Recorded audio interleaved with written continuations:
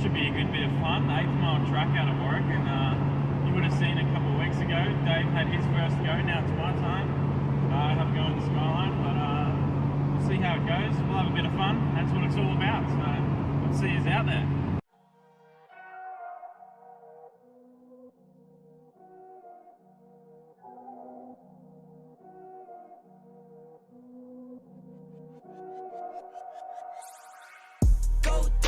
Go beast on them. I go beast. Go deep, I OD on them. I OD. Apply pressure, put heat on them. Put that 500 degrees on them. 500 degrees. Go dummy, go beast on them.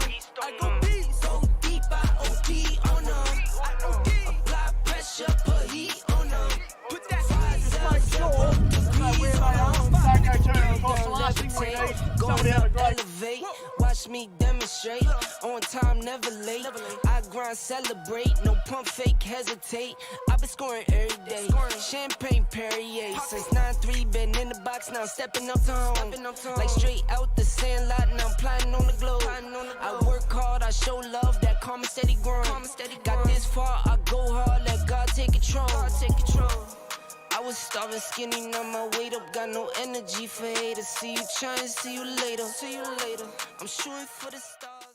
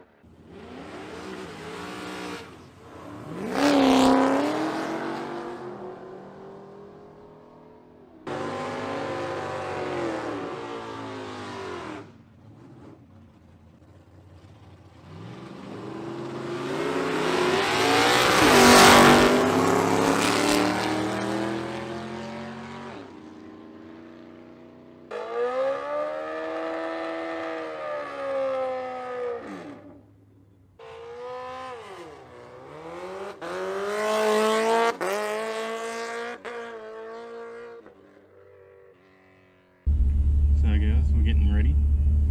Go down for the first time. Should be good fun. Excited, nervous, a little bit of everything. We're in the lineup, got our number. See how we do, have a bit of fun. That's the main thing, that's what we're here for. So,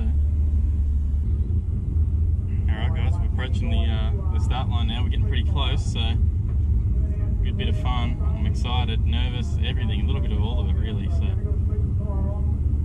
let's just see what it does, have a bit of fun. Really don't know what I'm doing, but it's all part of it really. So probably should turn the aircon back on. It's getting a bit bloody warm in here. Let's chuck her on 18 degrees.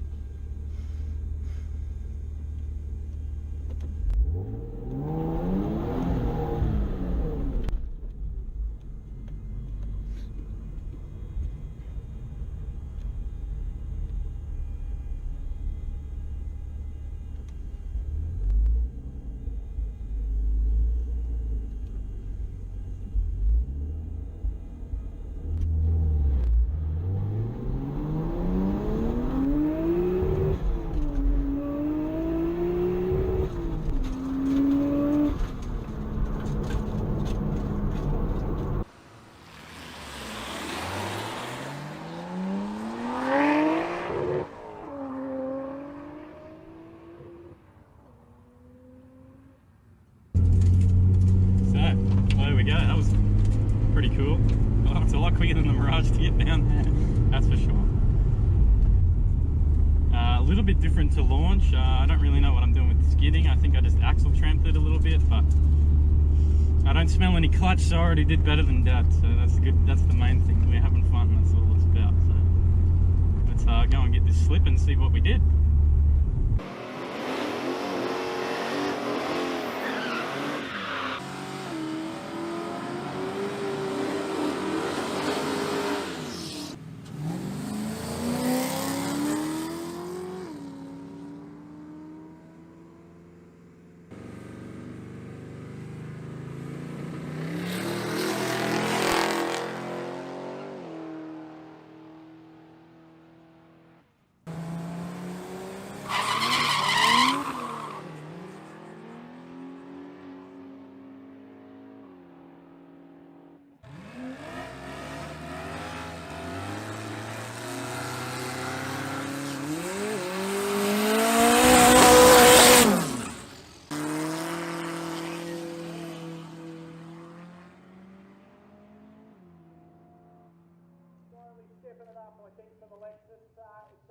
Cut out the far end between the poles and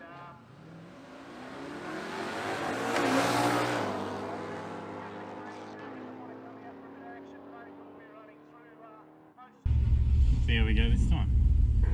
See what happens. We know the track a little bit now, so that's usually a good thing.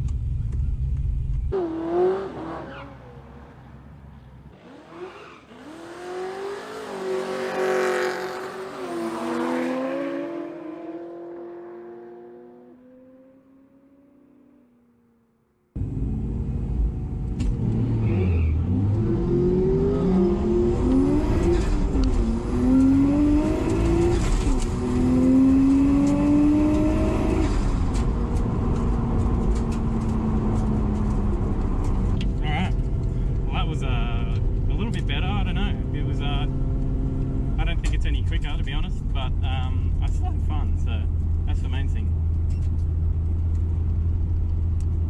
So I short shifted it a little bit this time, so we weren't on the limiter like last time, because I hit the limiter in first and second, so I hopefully gained maybe a little bit of time in not just bashing on the revs a little bit there, so we'll see what happens. So we did a 9.76 that time, so a little bit quicker. We did a 10.04 on the first run, 9.76, which is, yeah, definitely quicker, so which is good. We got some improvement already. So we'll take it back out again soon and see how we go. So we actually trained pretty hard in the burnout this time, so definitely need to learn to probably just give it a bit more there. That's all. So just need to give it some more juice. That's the plan next time. So we'll see how we go.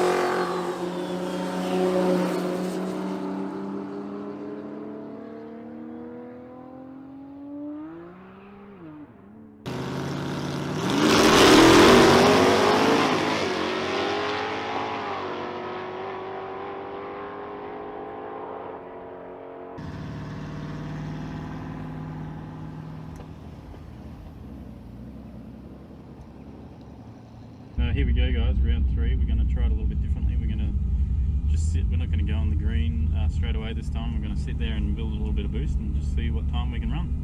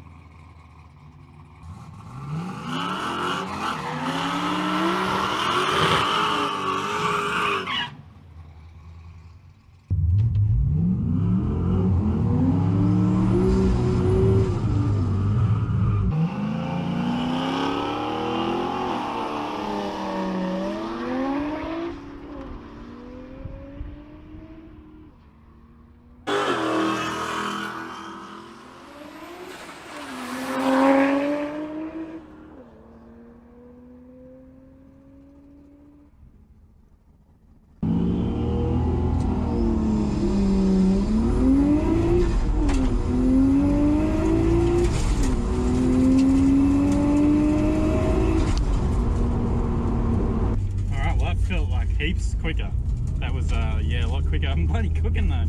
Oh, we sat in the line for so long. I was waiting to see whether we were going to go anytime soon. I am just cooked. But I'm sure the GoPro probably is pretty cooked too, sitting in the heat. But that felt a lot better. We definitely had a bit more power straight off the line. So we'll see how we went this time. Hopefully we got a better time, because it definitely did feel a lot nicer on the run. So even the burnout felt better. We didn't tramp that time. I just, you know, centered a little bit harder, but it was fun. It's just, you know, going down the quarter in 19 seconds is one thing, but then you jump in something like this, and this isn't even, you know, quick in comparison to a lot of the cars that are out here, but it's just so much fun. Like, it doesn't matter what you got, get out here and have a go. Like, you know, the track's so laid back, it's perfect, you know, perfect sort of learning atmosphere and everything. So potentially keep your eyes out for an overtaking lane drag day. That's what you need to watch for. So guys, we just got the time slip. We did a 970 the pass run. We just ran at 880. That's a whole second. That's, oh, I'm stoked with that. I can't get over it. That's awesome. Like, yeah, it's just left way harder. Definitely the way to run it. In just give it some beans and go for it. So it was a perfect run. I'm pretty happy with that. Hey, Metters. How are you, mate? Good, mate. Good, mate. We've just caught up after what, 20 years. Yeah, it'd have to be 20 years, yeah. Long time, mate, long time. You see Tyler's all grown up now and running around on the track, but mate, I never knew back then that you were into cars this way, but mate, how long you had this Piranha? I bought this when I was 18, so... That was back then? Back when we went to school. Yeah. When I finished school, I actually just bought this car. There you go. So I've kept it ever since, and just coming out of retirement again. And now, I guess it didn't start its life like this, mate? No, it started its life as an old 6-cylinder thing that was in a paddock, and you know the whole story what I do. And it was out at Oaky. I paid $200 for it, sitting on a couple of bricks, had no diff, no front end, and I sort of went down the road of holding 6-cylinder, making power, and realised I was a bit of a fool, so I went down the Nissan road. Yeah, and mate, you got it worked out today. You've seen a couple of runs there, and it's sort of trying to get that boost worked out. Yeah, well, we only had it on the dyno. I think it was about 7 weeks ago, 6 or 7 weeks ago, out at Edge Performance in Toowoomba. Yep. And it's a whole new ball game again. Yeah, right. So, just trying to play the boost map and get it to work on a little tyre, which is good. What sort of numbers you reckon's got in it? Oh, I know what the car's got in it. I won't say too much yet. But Secrets? Yeah, Secrets like it's made over 1,000. Okay. So it's just another one of your... It'll run an 8, mate, for sure. Another one of your shed that's got 1,000. Yeah, another one. But this one's been in the longest. Yeah, this one's not broken. yeah. Well, I don't know. We'll see how you go, mate. Yeah, that's right. You looks like you got it dialed in now, starting to get a few mate, things we're worked starting out. we're starting to get there, so it'll be interesting this next pass, and hopefully we can get it to stick. We've been 570 out here before, and off the gas after 4.6, so it's got the potential. So we made more power now, and hopefully we can get it to work. All right, well, we might let you get it out there, mate, and see how you go, and I'll be back and we'll have a beer after. Right, mate. Not after another 20 years, I hope. Thanks, mate. Thanks, mate.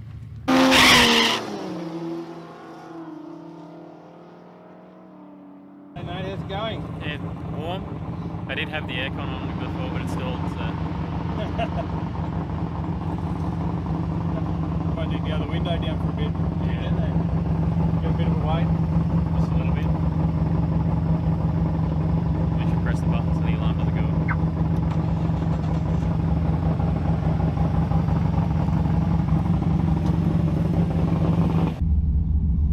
What's up, guys? So we had a break for lunch and now we're back out again, so see how we go. Just going to do the same as we did last time.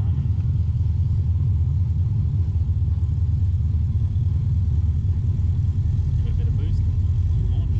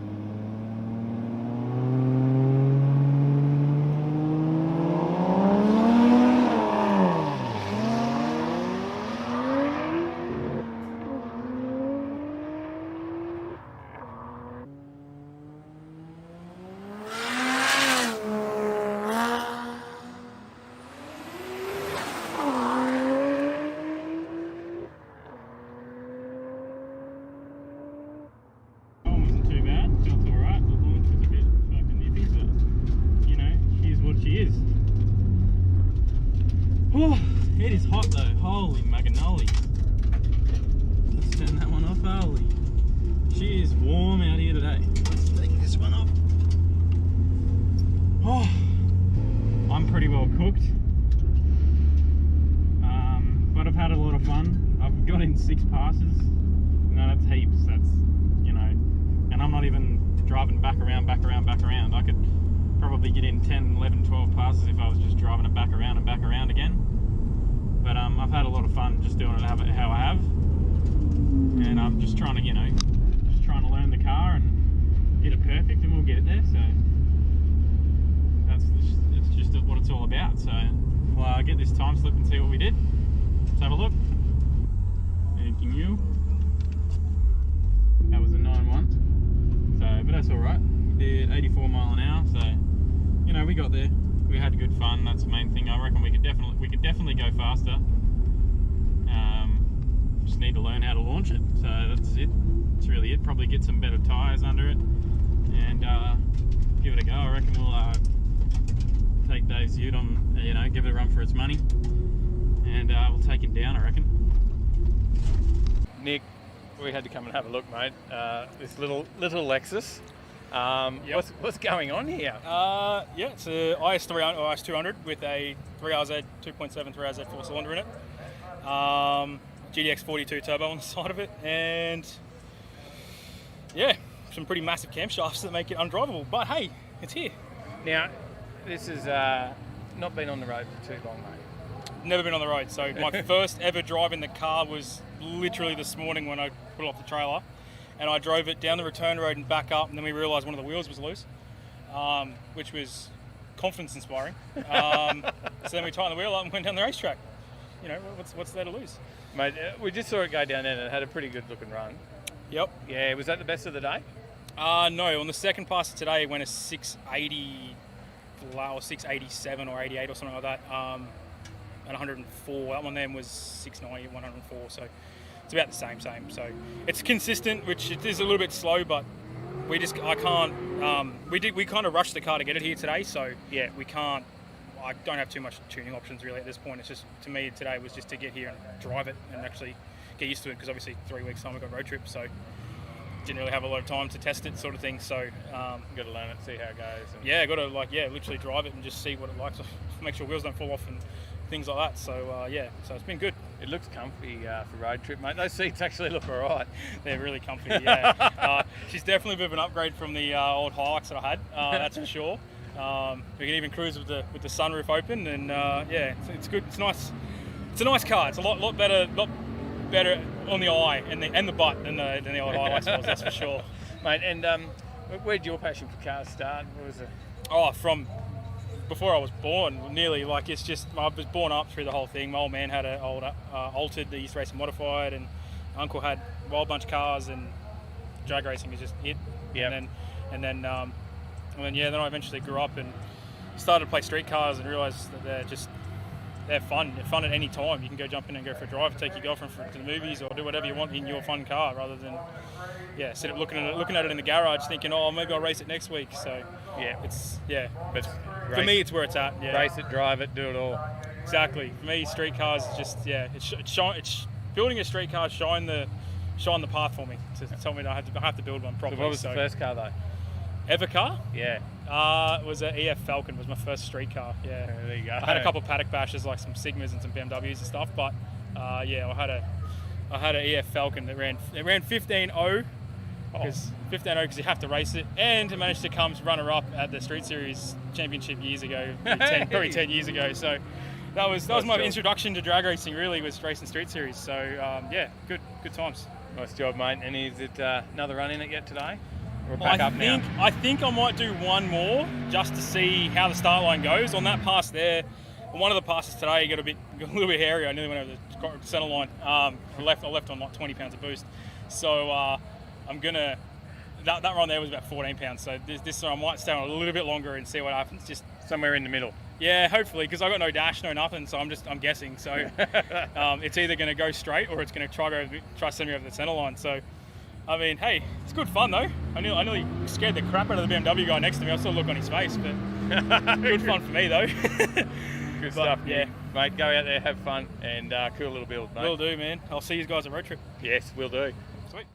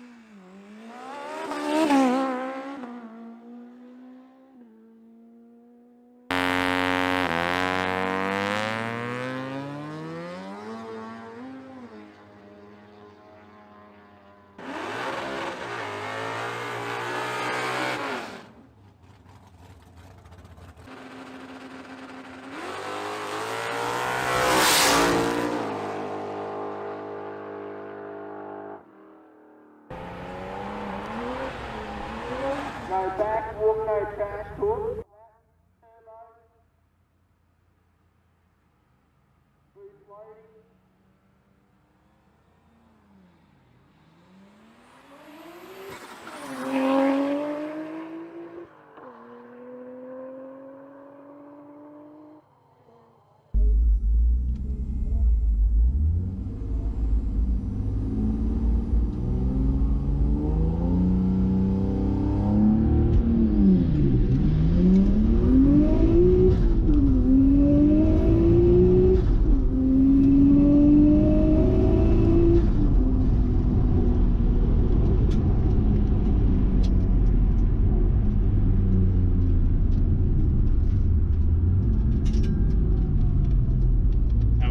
That felt phenomenal. Last run of the day. I know I said I was finishing up earlier, but we came out for one more. We gave it another go. The temps are cool, so that felt phenomenal. The burnout was awful. A bit of tramping, but it was fun. Awesome run. Happy with that one. We'll see what time we got. So I take the helmet off. And it is definitely not as hot now. I was bloody cooking earlier in here.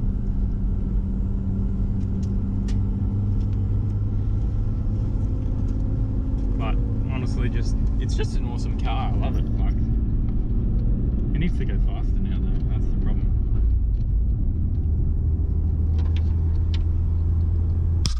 So we did a 881. So the quickest pass of the day. Oh, I love it. Like, it needs to go faster now, though. That's the problem.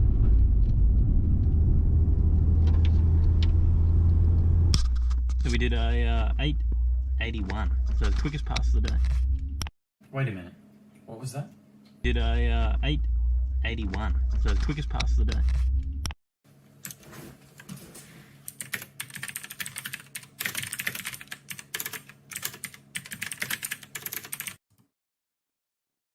Really hard, you know, so easy to spin those tyres, and then yeah, you can't recover, and then you're thinking about that so much to get off the line that you don't actually take off on time. So there's a lot to think about out there, but it's good fun, great fun. 880 was my best. Oh, there you go. You did all right. You improved at least.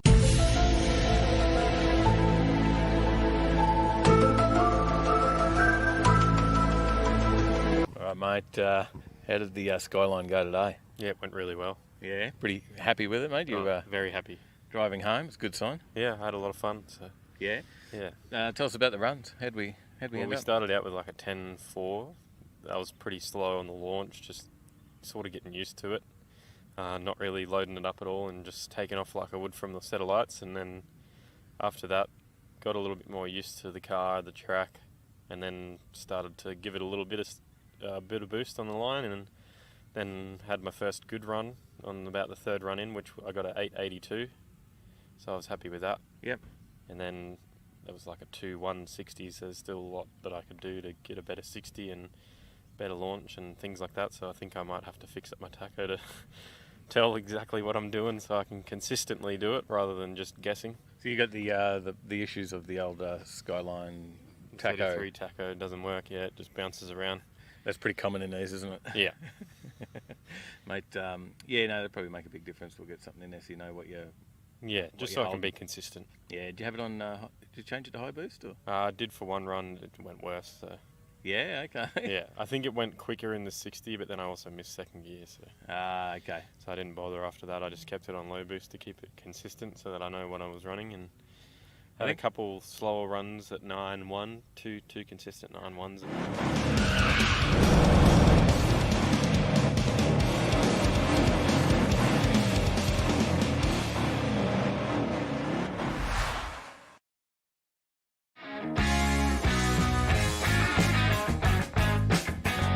What's up, everyone? We're back Takers, here we are. with a special guest. Yeah, what's going on? Oh, there's the camera. Look, it's all moved. Yep. I had to work out where it was then. It's usually right there. Now you're looking at that one. I'm over there. I don't know where I am. Oh, hey, who's this guy? We brought in a ring in, and yeah, look, we thought we'd spice things up this week as well, hey? Mm-hmm. Yeah, so we've got DJ here from Automotive Carnage. Hello, everybody. How's it going? So just, mate, you've travelled just a little way to be here? Just a little way from the outback of Western Australia, so about 4,000 kilometres, I believe. So Yeah. just to see you guys. yeah, not quite, but while you're here, Yeah. while you're here, that's how it works. But yeah, welcome to all the viewers and everyone out there. Who we got on, mate? Do you want to give some shout outs? We got Will. He's tuning in from Japan, he says. Steve Do, I know he's tuning in from Japan. Scotty S, our reigning champion on the quiz. Adam Geary, Shane Sermon, James Bayliss, Nen is in the chat. Chris Young, Dang Dang, Carnage, JRM Rob, how you going? Scroll back up a bit further. Adam Geary. Hang on, Carnage, it's me, isn't it? Trevor Smith, Brendan South. Keep going. I think I've caught up mostly. Got everyone? Yeah. Got everyone? King Crafty. G'day, mate. Still New name in the chat. Still spinning out on that camera and not being in the middle. That's just weird now, isn't it? Mark Biffin. G'day, G'day. Mark. G'day, Mark. Brad, Gary Sparkplug, our channel sponsor. We've got Megan Cannon says, hey, DJ. Oh, that's my wife. Hi, Han. I better watch my language now. We got a new viewer. Good stuff. Stephen Lever as well. G'day from Russ and Chrome Cruises. G'day, mate. G'day. Yeah, we got a little bit of a different episode tonight, but it is also our I don't know, wheelie good night. Mm-hmm. Yep. Is that how it goes? Yep. It's going to be a wheelie good show. Yeah, we Shane Kane. G'day. we've got the giveaway wheel on tonight as well. So Tyler's probably got some bits and pieces loaded up somewhere. All sorts of stuff around the place behind him and in front of him. Yep. All right. Stubby coolers from Drag Challenge. And change to that camera angle. There we go. That one's a bit better. Drag Challenge stubby coolers. We've got stickers, addictive event stickers in here. We've got some binder, some car wash. Yep, we certainly do. MTAQ gift pack. Yep. From that's got all bits and pieces from MTAQ. Yep, and a drying towel hiding out over here behind me. Yeah, and then we'll see how we go. If the donos are good tonight, there could be more. Mm-hmm. Hey? I don't know. We've got all sorts of different new merch and stuff that we could throw out there. Yep. But you never know. In the meantime... G'day, Shay. Shay's in the chat. G'day from Pimpo. all the way from Pimpamar. Reaper Lux as well. G'day. G'day, mate. G'day. And, yeah, we've got... I don't know. What are we talking about tonight? We've got a bit of different stuff on, so should we, make sense of it all by getting straight into the show and do a couple of these slide things when I get them ready. Get on the right one. We'll show the slides, work our way through. Ego boost. Here we go. What was that? That That's was a donation. Oh, right, yeah. Good on you, mate. It's Nan dropped us $10. Can't go wrong with an EcoBoost. That's it. EcoBoost donation call-outs. So if they do, they don't when they anything they type in it'll actually read it out. So that can be dangerous. Ooh. Yeah. So they may have some fun with that as they do. The slides working, mate. We got those happening. Well, Yep. they are. Look at that. Yep. It's the, For once. not quite the new logo, but we'll have to fix it up one day. Yep. In the meantime, I don't know if I've got the numbers right. You do, I believe. Oh, I did it right? Okay. I actually posted up the episode earlier today and forgot to change the episode number at the start. Well, it is live I had show to go number back. 97, mate. 97 Far out. times we've done this. 97, that's crazy, guys. Well done. Yeah, it's a bit of an effort. And podcast, 42 podcasts. Mm-hmm. And I don't even think we've got 42 listeners on the podcast, but we've done 42 episodes of it. But that's how we roll. You've done more live shows than I've done videos. Yeah. Yeah. There you go. We've been going about the same time. About the same time, 2017. Yeah. It took a while to get in the stride, though. So. Yeah, I think our channel started in 2017. Is that right? Is that Something like that, we, yeah. We didn't sort of do Full-on content until 2019. 2019 we started. Sticker for Kang 3. Sticker for Carnage. Yeah, sticker for Carnage. $20. Thanks, Thank you. mate. Thank you. Good on you. It's weird, isn't it? It's just like EcoBoost. It's just like this weird ASMR EcoBoost in your ear that's just like, where's she come from, man? it didn't read that one out. Let's try again. EcoBoost. Awesome video on Tuesday. Thanks, Johnny. Johnny Skid Pig dropped us a tenner. He says awesome video on Tuesday. It's probably because he was in it. he was there, so he did the Mad Cow Mark. Not feeling well. Catches another day. No worries. Hope you feel better all soon. right, mate. Get well. Take it easy, and we'll catch you in the next one. G'day, Beck. Hey, Beck. But yeah, where we're at? Talking slides, weren't we? We're working our way through that. Don't forget the Schumacher and the binder, all on the website and the merch. And then we get into our... What are you watching? What are you watching? What are you watching? What are you watching? What are you watching? Tell us. What are you watching? What are you watching, DJ? Well, I'll show you what we've been watching. I'm watching two gooses do something professional. Something like that, isn't it? I don't know about professional. We just we might have all the gear, but we're certainly not professional. But here you go. Here's the channel. I don't know if you can see it. I over still there. haven't fixed Juzzy's HJ. Oh, who Dang, was dang. that? Oh. Dang, dang. Dang, dang. Still hasn't fixed the HJ. No, you got to fix the HJ. Jeez. Yes. You enjoyed looking at the HJ today, didn't you? Oh, mate, that thing's a thing of beauty, that is. G'day, Jason. Blind Garage. Oh, who's that Hey. fella? Yeah. Jason! Hey. So, Yes, we've been watching Automotive Carnage. yeah, and we have, and actually it's good timing from Jason from Blind Garage It there is, as well, actually. hey? Yeah. So, I'm wearing my... all the videos on you, though.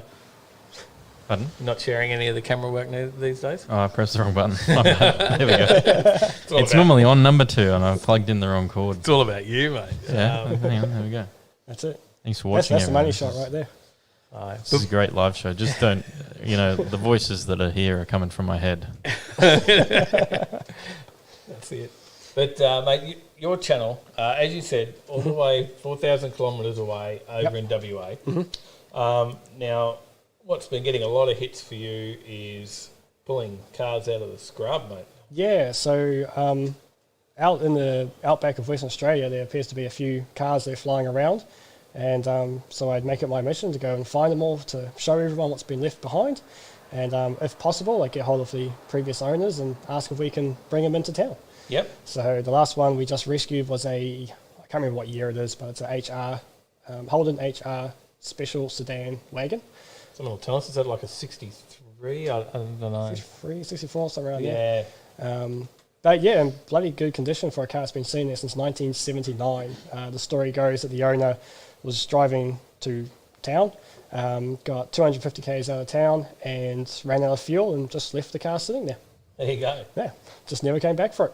Oh, there you go. But that's some of the content you'll get over there. So if you're not over there checking it out, you've got to have a look. Now, I don't know where Marv is, but Marf's got the Crustita now. Crustita. You've nearly got you've got a. Is it? It's. I think it is a crustier. It is a. I was going to say I'll take him for the title of Crustita because I have that much rust in my chassis. I'm pretty sure when it gets to torque to the V8, it's just going to go like this. So you're doing a V8 swap into that. V8 swap. So it's a 1979 Toyota Cressida. Found that in the bush, dragged it home. Literally dragged it home through the middle of town as well. So that was amusing watching the neighbours go. And yeah, decided to rip the old 6-cylinder out and put a Ford 5.4 litre V8 into it with the 4-speed automatic. And surprisingly, it just went donk and fitted in there. And now I've got to make it work, which is always the fun part. Fly-by-wire and... Yep, fly-by-wire. So wiring goes over my head. I have no idea how it works. So reached out to Bill Hooton and got him to organise a PCM, unlock it all for me, and do a full standalone wiring diagram. So yeah, okay, because you've got the issues with the body control module and... Exactly. So he's going to get rid of all of that. So now I can just flick 2 switches and the engine starts. Okay. So. Interesting. Now... your whole thing with that is that you're going to do the entire build from bits that you find in the bush. Yeah, so there's that many wrecks and abandoned vehicles out there. There's just parts lying around everywhere. So I wanted to learn a few of the more old school hot rodders techniques from the 60s and 70s where you couldn't just go into the shop and buy parts off the shelf. So I have to make do with the parts I find out in the bush and somehow connect it all together to make a functioning car. So far I've got, the V8 from a Ford. I've got that then wasn't fit next to the steering box. I had to rip out the steering box, find a manual rack and pinion from a VC Commodore. I've welded that in there. Had to notch the chassis to make all the rods fit. Got the fuel system out of the BA Fairmont as well. All sorts of crazy stuff going on. Oh, the diff is a 2003 Hilux LSD diff with 4.5 gears. So the thing's going to take off like a scolded cat once it's going. They're a pretty decent diff, actually. Yeah, so the factory diff's about this big, and the Hilux is almost 9 inch. It's about 8.5 inch, I think. So. Poor man's 9 inch. So. Yeah, exactly. Yeah. So heaps of ratios to play with, but the one I found happened to be 4.5. What's going on? Oh, you stopped to play the message again. Oh, you've broken it, Tyler. Apparently so. There's a couple there. Ego boost. See you guys at Aussie Rivals. That's 660 GDS. Gary Dundas dropped us $22.99. See you guys at Aussie Rivals. And Reaper Lux dropped us $20. Shiny Lux for the win. Shiny Lux for the win. Thanks, mate. Thank you. Thanks, guys. So who do we had? We had Reaper Lux. Reaper Lux and 660 GDS, which is Gary Dundas. Oh, yeah, Gaza. So Gaza's also another blind builder. Oh, true. Yeah, building, he's just finished building a HQ. Far out. Well done, man. Yeah, really nice HQ. So, which puts us on to sort of how come you're here, because it wasn't about you coming on the show tonight, actually. No, I was just a stand along, really. Bring along. You were the chauffeur. Yeah. to bring Jason in, who commented there before. Yeah, Blind Garage. He should be in there somewhere. Blind Garage. He's there having a listen to us, and he was meant to be here, but stacked it this week. I don't know what you've done. Not watching where you're going, of course, but you've stacked it. He's hit his head and he's not turned up, so he's left you to fly the flag for him. Pretty much fly the blind flag and kicked me into the thick of it all. So. Yeah, now we talked about Jason and Blind Garage last week, guys, so you should already be over on that one. And absolutely. He says the best advice that he often gets comes from the voices in his head. I've heard those voices. They're dangerous. I bet. He was going to be here tonight, but he's still going to come and give us a visit on the weekend, but couldn't make it here for tonight. It's because we're going to do a BMX race soon, right? Yep. Yeah. G'day, You're going to be way back in Western Australia by then, aren't you? You still roped me into it somehow. Yeah, you could come back just for a blindfolded BMX race. So Tyler's roped into it. I think I'm just doing the directing. Maybe I'll throw you on the bike when we get there. 100% I'm doing the directing. We're just a sense of adventure, man. So, but no, we'll definitely we'll have some fun with that. It should be quite a funny video. And Now that's to build some awareness, of course. Absolutely. For a cause. For a cause. So Jason, as I say, was meant to be here to help promote the show that he started, which, you have these fantastic car shows around the country, but for a blind guy, they're a bit of a non-event because you can't see the fantastic vehicles. So the idea he's come up with is a blind show and feel. So instead of looking at the vehicles, we get a couple of fantastic blokes who want to display their vehicles, but also allow people to touch them. So obviously the blind people use touch a lot instead of sight. So chuck on some cotton gloves so they don't scratch anything, and they can actually feel the curves and the lines of these machines that have been rebuilt. And then, of course, hopefully get told the story.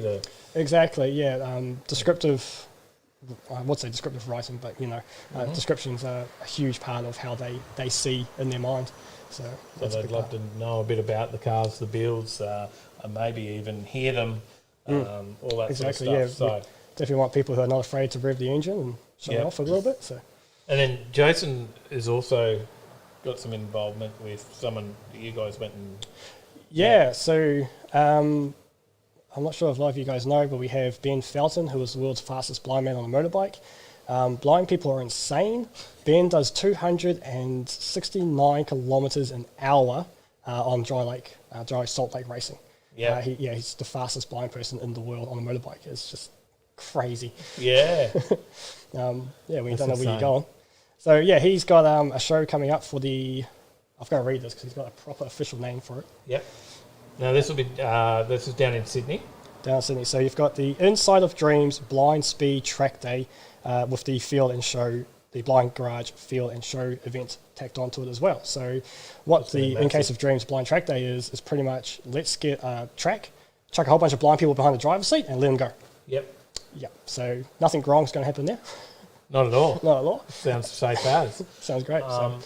And now that's like a charity. Ben Felton has a charity. Yep. So his charity pretty much helps a lot of people who have lost sight and helping them cope with their change in life, pretty much. And that's Inside of Dreams. Inside of Dreams, correct. Yep. Yep. Absolutely amazing charity, helping guys get used to not just blindness but other disabilities that they inherit as well.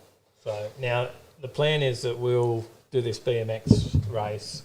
There'll be yourself, there'll be us. I know Luke Kessel. I don't know if he's watching tonight, but he's on board from MotoFab. We're still roping the Hoff in, but I'm sure the Hoff will be on board. We're all going to buy BMXs. Correct. We're all going to have a crack at this, and we just buy whatever cheapest BMX at Big W. Big W. Yep. Yeah, we put them together. I don't know if we're blindfolded, but Jason obviously is to do the building of his own bike.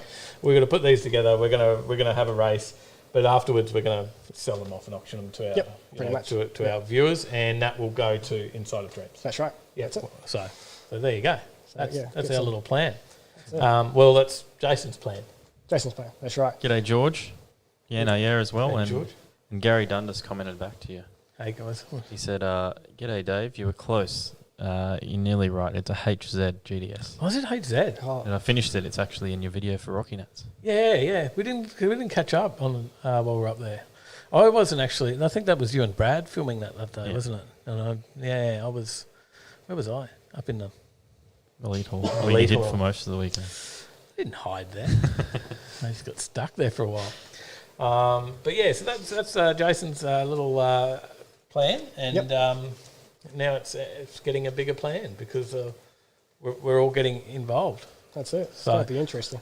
Shane Kane's got to go to work. That's Ego boost. Well, best time to do that. Giddy up, yee-haw, let's go. The OTL crew sign of the horns, light skin tone, beer mugs, bottoms up, guys. Can't say anything. See? Cheers, mate. Thanks, Ian. Yeah. Thank you, mate. Big Les.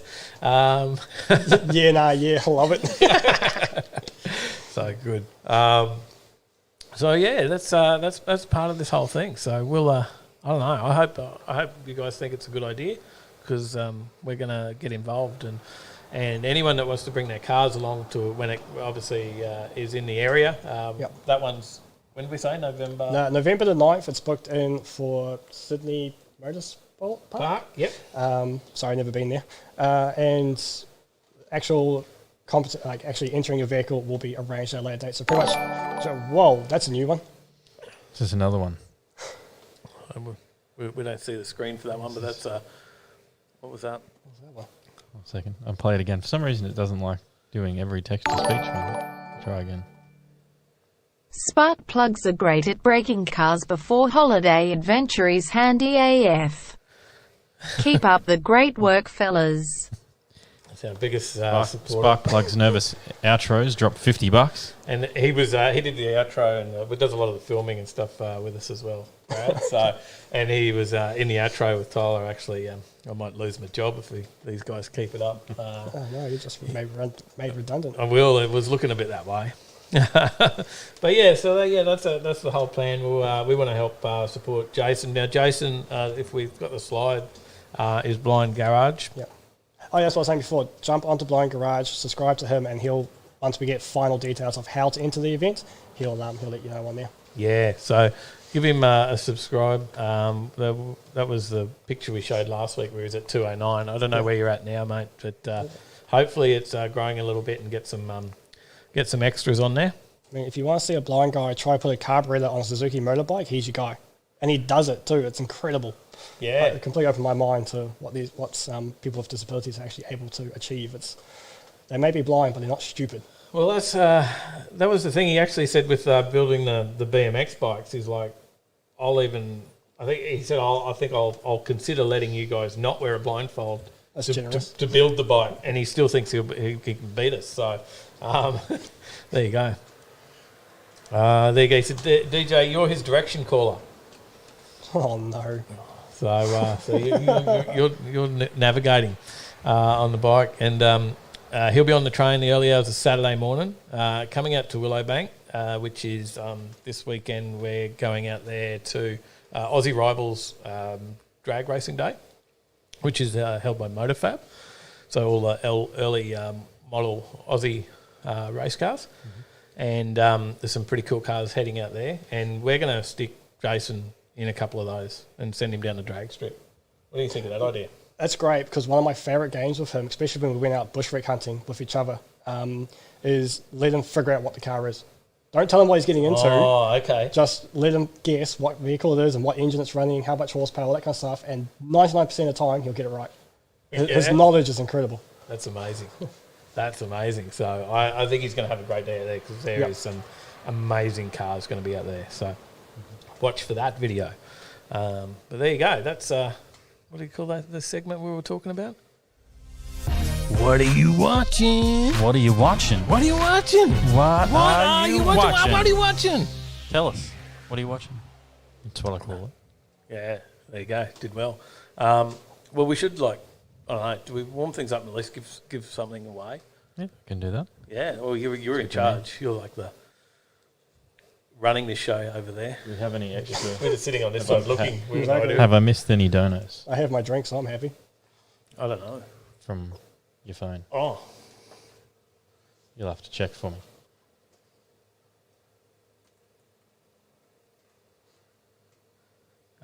You got Brad? Yep. And Adam Geary. Adam Geary. $20 dropped us 20. Thanks, Adam. Cheers, mate. Adam Geary was we were talking earlier about the Maloo. Ah, yeah. Yeah, so he won himself a Maloo. Fantastic. Let's switch over to the wheel screen. What do we want to give away? You're going to be out there this weekend, Gaz? You coming down? Bringing your HZ's too new, I believe. That's awesome. So you won't have your car. So I was just reading his comment. That's also I might bump into Jason out there. Have you ever watched two blind guys shake hands? No. It's really amusing. They get there, but it's like a success. They get it so quick. It works. Yeah. G'day, Rob Hill. How you going? G'day, Rob. And I guess so. When you guys went, so you went with a bit of mission. And it was good. It's actually quite a good video on your channel. Is taking Jason to meet Ben Felton. Yep. So yeah, Jason and I got talking over a couple of YouTube videos, commenting back and forth. Once I realised he was blind, I was like, wow, this is actually a real inspirational fellow. Like, he's on his channel filming by himself, trying to fix motorbikes and cars, and doing a top-notch job of it all by himself. And so we got talking. He shared this idea that he really wants to go dry lake salt racing with Ben Felton, go see this crazy blind guy do insane speeds down the Salt Lake track. So I'm like, stuff it, let's go. I've never met this guy before, don't know who on earth he is, just started speaking to him through YouTube comments. And so we organised it all up to go see the dry lake racing, do like a full roadkill style, buy a cheap vehicle in one town and drive it right across Australia to the other side. And then COVID hit. So that shut down those plans, it shut down the dry lake racing, so we had to wait another year. And luckily they opened up the event, borders dropped, so chucked them on a plane, flew them to West Australia, and we took the shortcut through the middle of Australia. And pretty much just chucked them in the back of my old man's F250, and we just gunned it all the way there. Yeah, 800 to 1,000 Ks. He was coming whether he liked it or not. Boost. It's another $10 from Reaper Lux.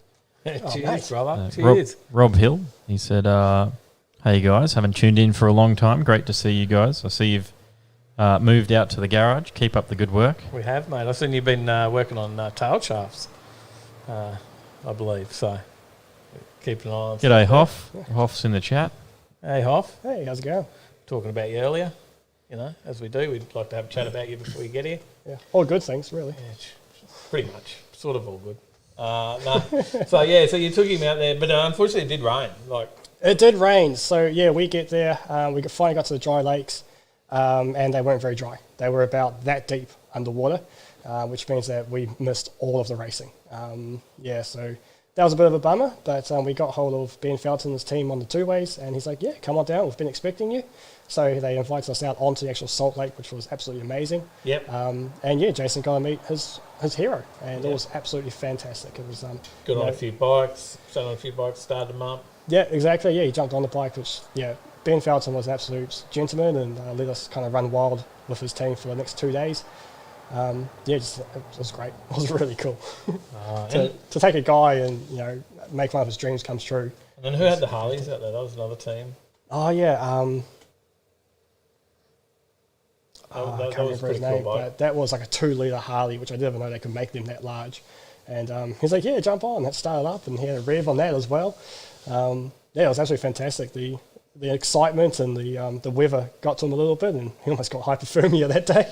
Oh. But a couple of warm blankets and a hot cup of cocoa, and he was good to go the next day. And I did see you just let Jason wander for a while out into the salt. Yeah, just let him go. Just let him go. He can't run into anything. It's just, not bad. Daniel Ward, not bad for g'day. Kiwi, but it's the same, as us Aussies, we just got to take the piss out of someone. Oh, exactly. Someone, So, nobody's safe. Daniel Ward, g'day, mate. G'day. Daniel Ward will be out there this weekend as well. So that could be a car that could be a very quick car that he could go in for a ride in. So definitely. There's still like some amazing vehicles going to be there this weekend. There is some very, very, very quick cars. Rob Hills has built a 383 for the Roadster. Yeah, that's a fair bit going on there, mate. That's very interesting. 383 for a Roadster? Yeah. It's got a couple of very nice cars there. Wow. What up, G? Is in the house. G'day. We haven't seen What Up, G for a bit, mate. Good to see you. He was down at Jambo last week. Well, down there having fun. So unfortunately, we didn't get there. But we got to give away something. Yep. You're planning on giving away something over here. Road trip stubby cooler. They get a couple. Yeah. They get two stubby holders, do they? Yep. Starting it off with a road trip drag challenge. Double absolute up, lifting and safety. Yeah, the second one's here, still in the plastic. Collector's item, still in its plastic. Yep. I took this one out. Sorry, I put it back. You've ruined its value. Yeah. Never take a Hot Wheels car out of its packaging, man. Yeah. Sacrilegious. So true. All right, let's jump over to the wheel. Go. And let's spin it up. It's happening on the other screen. You can't I was like waiting for a big wheel to be rolled out with like some showgirl model or something. What is this? It's there somewhere.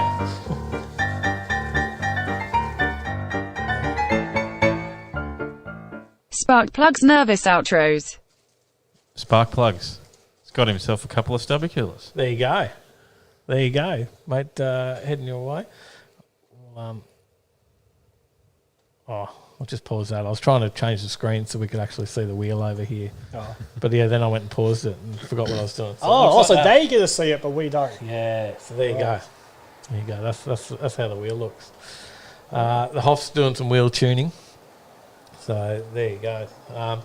But yeah, you popped out here today anyway, and you've been here for a little bit. Yeah, you're very generous to let me hang around and show me through your garage, which is some absolutely amazing vehicles. I'm not used to vehicles being complete. Wheel things. Wheel things. Thanks, Hoff. Not used to being complete. Not used to cars being complete. All shiny. Yeah, all shiny, all actually like running. Everything I find is in bits and pieces, and we've got to cobble it together. So. And burnt out. And burnt out and crushed. And if you're like, my biggest bugbear is road workers who get bored when they're working in the outback and they just find a vehicle and go and squash it with a front end loader. Can you please stop doing that?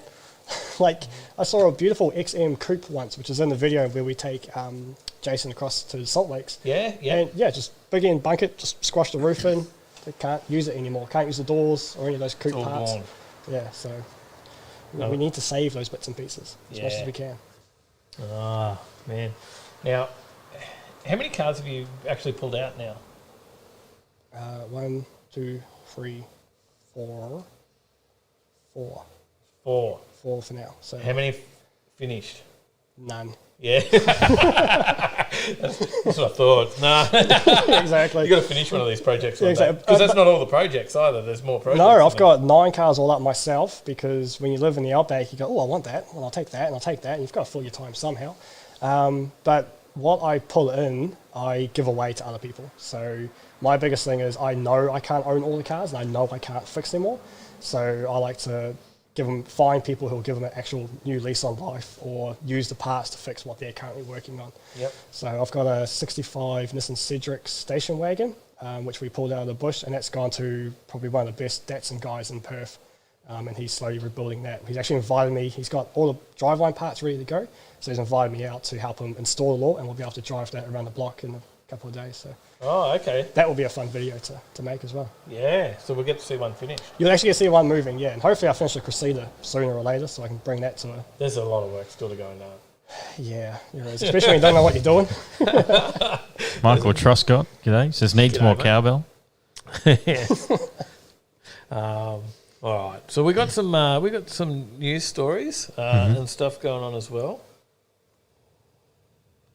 and I got messages coming through, but all good. All good. Not show related. Now, oh yeah, a quick mention to the slide drag challenge. Mm-hmm. Just 5th or 7th. If you're not there, what are you doing? If you're not there, you won't get a stubby holder, but you might get one tonight. Maybe. We'll You won't get see. the new one. So there you go. Sure, there'll probably be a new one. Yeah, Maybe you never these know. could be last year's stubby holders. Whereabouts is that happening? So that's happening at Willowbank, so Ipswich QR out there, and then from there you go to Warwick, so which is 150 to 150 k's away. Yeah, something like that. Let's say 150 k's, and you've got to go out to there, race out there, and then you've got to drive back, and then race again at Willowbank. So Right. yeah. So I can't bring my cars because my cars aren't legal. They have to be able to drive on the road. Yes. 109 k's. There you go. 147 if you take National Highway 15 and Spring Creek Road from Willowbank. You can't trailer between tracks. Nah, radio. Yeah. Yeah, So okay.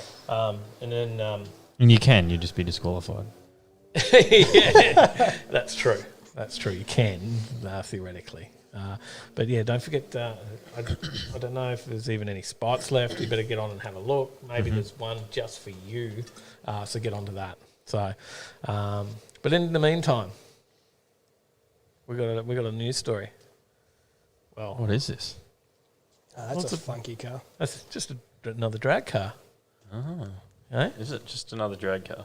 You know this whole story. You Tell wanted me- to, you tell me you said about we were it. going to start this story. I didn't you? said you have to start this story. Oh, there's a very cool video on formercar.com about this. Now, this is a rocket powered drag car that back in the 70s broke a record and set a record, and it is still standing today, right? Yep.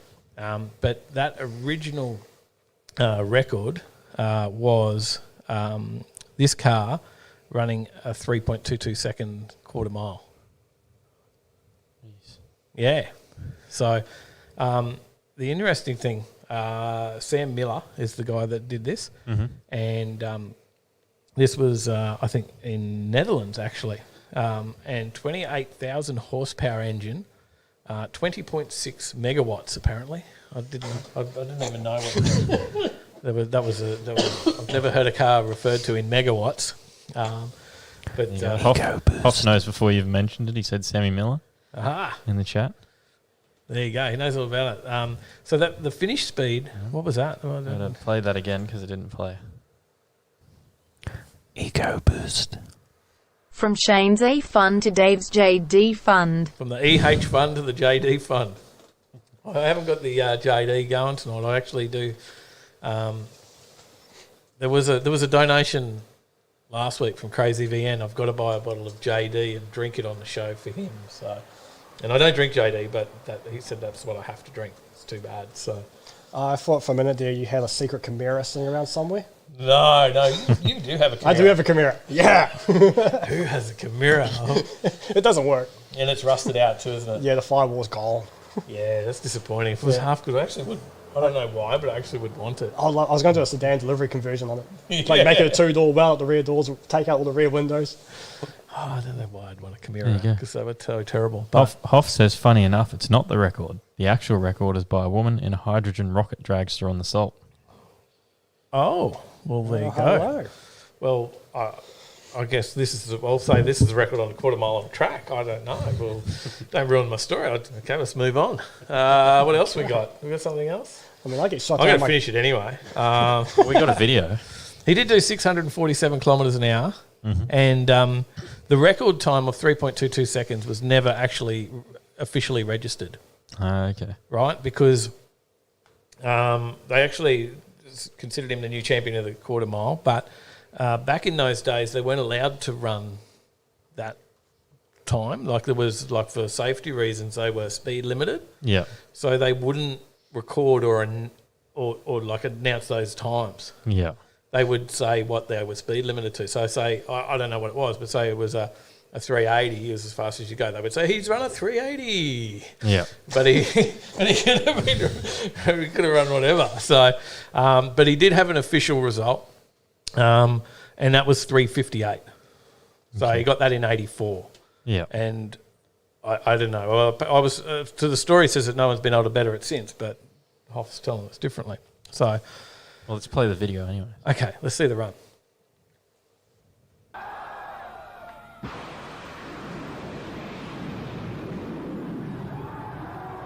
It's pretty impressive.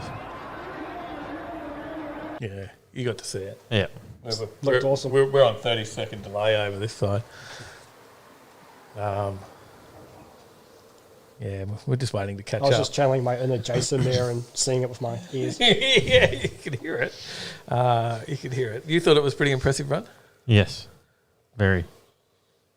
Yeah, no, yes, says I'm smashing a few drinks and you're on it, Dave. Thanks, mate. Thanks. Should be good for the quiz when you're on it later. I like the fact that there's a turn at the end of the at the braking area and the drag strip on that actually had to turn left. It was like turn into a NASCAR race at the end of it. Go fast, turn left sometimes. Funny stuff. But there you go. But we might have to get Hoff to dial in and tell us the full story. You can't leave us on a cliffhanger like that. I know. Kitty O'Neill was her name, says Hoff. There you go. We'll have to look that one up for next week's show. Eh? So I looked up speed on Tweet, just saying.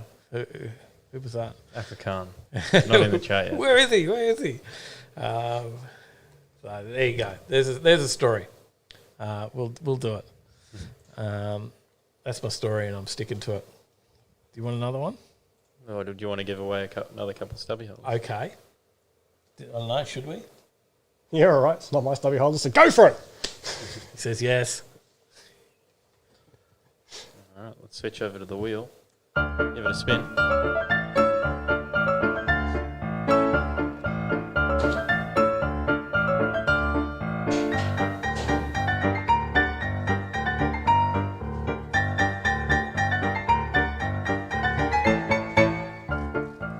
Reaper Lux. Reaper Lux. Whoa!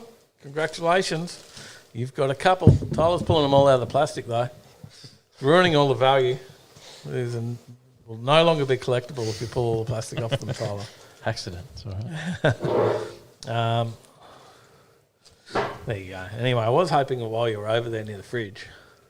Oh, my bad. You know, I was just thinking. Dad's Garage dropped us $3. Woo! Thanks, brother. Thank you. And the fist bump sticker. Very cool. This is awesome.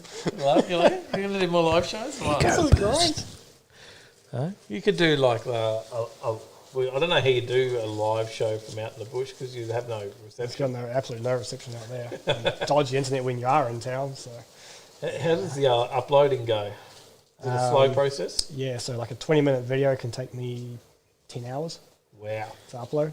Yeah, that's fun. It took me about an hour to upload this week's 30-minute long 4K video. Yeah, all right now. Calm down. There you go. Yeah, 4K. You don't want to touch that then. Watch that. That's no, away. if you come over to Automotive Carnage, it's 1080 all the way. Oh, true. We've got another mate over there, Ice Bike. Yep. I don't know where he is. He's he's remote somewhere over in Western Australia as well, doing YouTube. Check him out, Ice Bike. Ice Bike. I have to do I'll that. send you that one. For sure. Yeah, Q's lucky over I there as didn't well. post it yet this afternoon.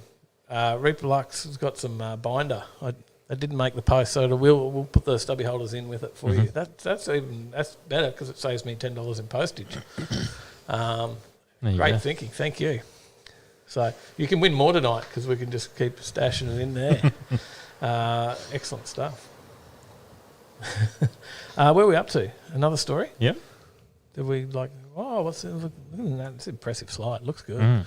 The Winter Nationals, right? Yep.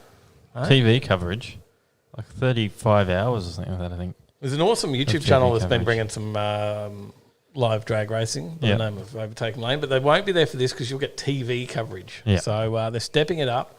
No overtakers out there for this one, but maybe we'll just go sit in the stands and watch, or we can sit at home and watch because it'll be on TV. Yep.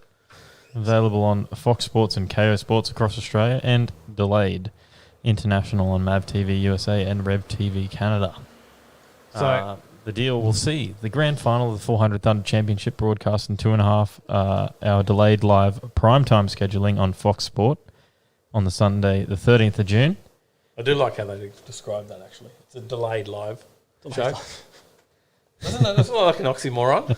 It is probably, yeah. It's a delayed live. Brad's off. See you, mate. Had some big days, need some rest. All right, take it easy, brother. We'll catch up. We're going to talk to you. We'll catch up on the weekend. Well, you come and help us put a blind man in a drag car.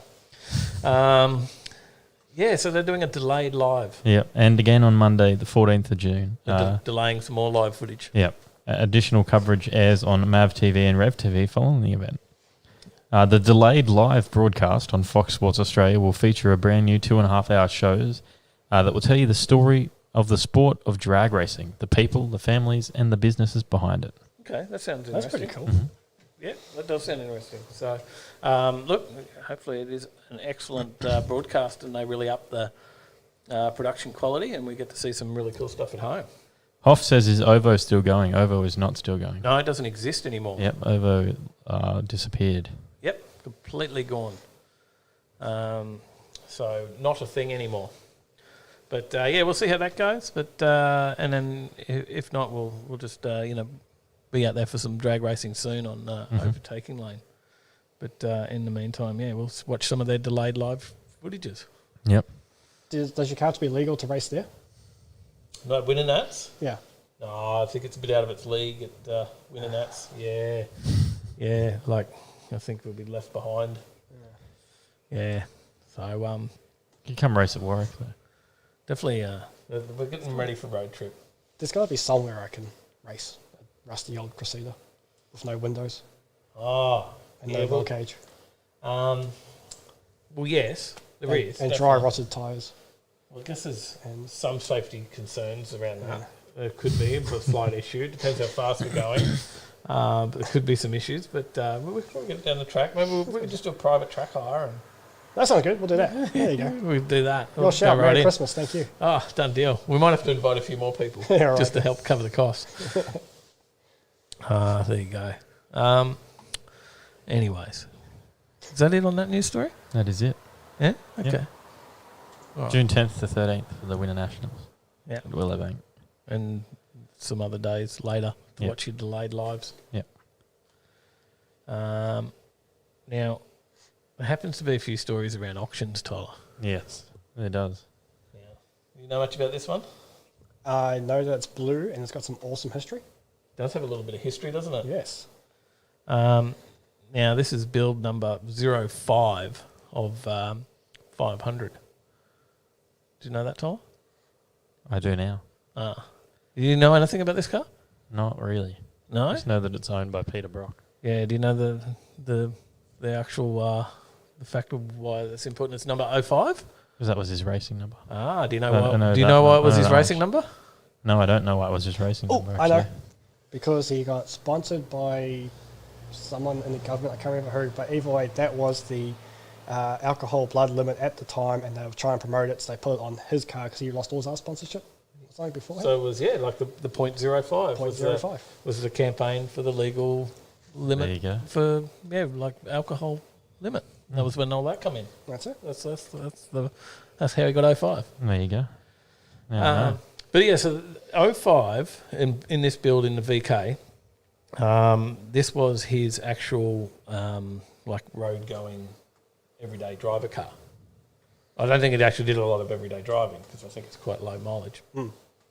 But that was his daily, I think is the word I'm looking for there. Personal car, they call it. Brock's personal car that he drove during the build and release of the now highly collectible VK Group A Commodores. So the auction house was still owning to the family that bought it off Peter Brock. And has never been repainted or restored, only been driven on special occasions over the years. So I think there was a family and their dad had bought it from Peter Brock and passed away, but the family had it and put away, and it had been brought out like 3 times in the last 15 years or something. Far out. Yeah. All completely authentic, 78,000 Ks on the clock. And do you know the final figure, Tyler? Maybe I think it was just over $1 million. So $1,057,509. There you go. Sold. The reserve has been met. It's all about that $9. That's what makes the difference. Yeah, that's right. And they thought it might go for more. They did think that it could be the new record because it was the $1.15 million GDHO Phase 3, the $1.05 million GDSR W1 that was sold recently. And right back in 2018, a $1.03 million GDHO Phase 3 as well. The guys that bought the GDSR W1, I think, was LMTC? LMCT. Isn't it? LMCT? The guys that do all the raffles? Yep, LMCT. LMCT? Yep. Now I believe that they just bought this one. That's the buyer. Oh. Yeah. So that's the buyer, and they're going to raffle it off. And I hear, you can buy a ticket for $30 or something. Oh, wow. Yeah. Did you ever think there'd be a time in history when Australian-made cars would hit $1 million? No. No. That's I guess crazy. the GDHO Phase 3s have been worth a lot of money for quite some time. They have, but $1 million on a car that your average commuter SUV that your mum drives is faster. Yeah. It's insane. And it was big in 2018 when that first Phase 3 hit $1 million. It was like, wow, like what's going on, you know? And we didn't really think that other cars were, and certainly, you know, a lot of Holdens were getting nowhere near that. You know, Yeah, maybe that's right. a few 100,000 at most. But But here we are now. There's a couple of Holdens that have just gone for $1 million, and a new one like I know GDSR is a special build and all the rest of it. But even retail, they're only 100 and something grand, so that's a fair amount of profit on top of that. Yeah. So, and it wasn't. Look, I know it's not Brockies, but Blue Meanie, the Group A's, it wasn't that long ago. I was talking about them being, hitting 200,000, and how insane that was that they'd be worth $200,000. Right. And now here's one going for $1 million. So, what did we have?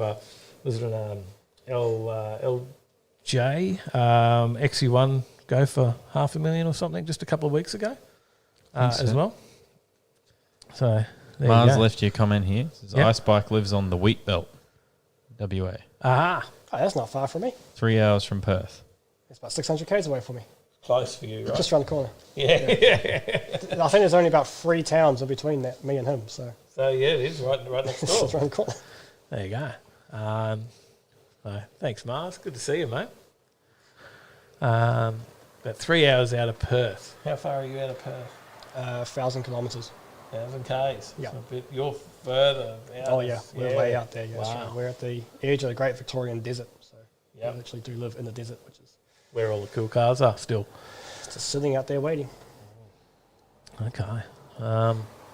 So a few more comments there, Tyler. What do you got? Just talking about Jambo. The Hoff says 7-second 4AG 1200 Ute on a 225 radial. Blew my mind. Wow. It says first car was a cammed injected 202 VK. Probably still the best car to date I've owned. Yeah, black motor. Yeah. There wasn't many of those made, was there? I had one of those.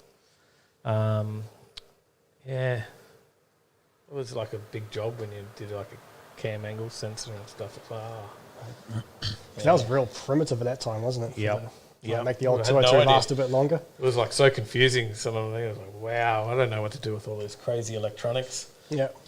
So glad they went missing. Very, very different. But any other comments there, mate? You got anything else there for us? Keeping us up? DJ can't read the comments. Dang Dang says...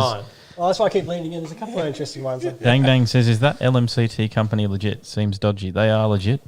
They are legit, but it's a business. It's not. It's not a charity. There's no charity involved in that. That is their business model. That's their business model. So build a car or buy a car and raffle it off. Yep.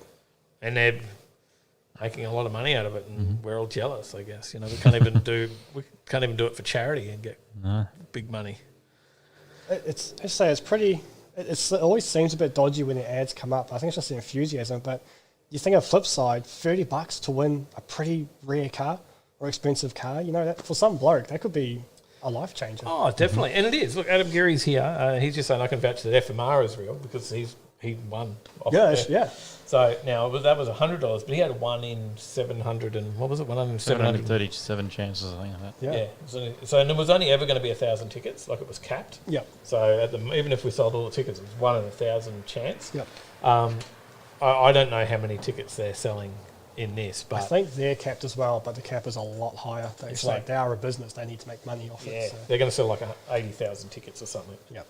So it's like not as bad as a lotto or something like that, but it's certainly still there. Yeah, it's certainly getting up there. But then in saying that, we also know some people that have won cars from like what do you call it?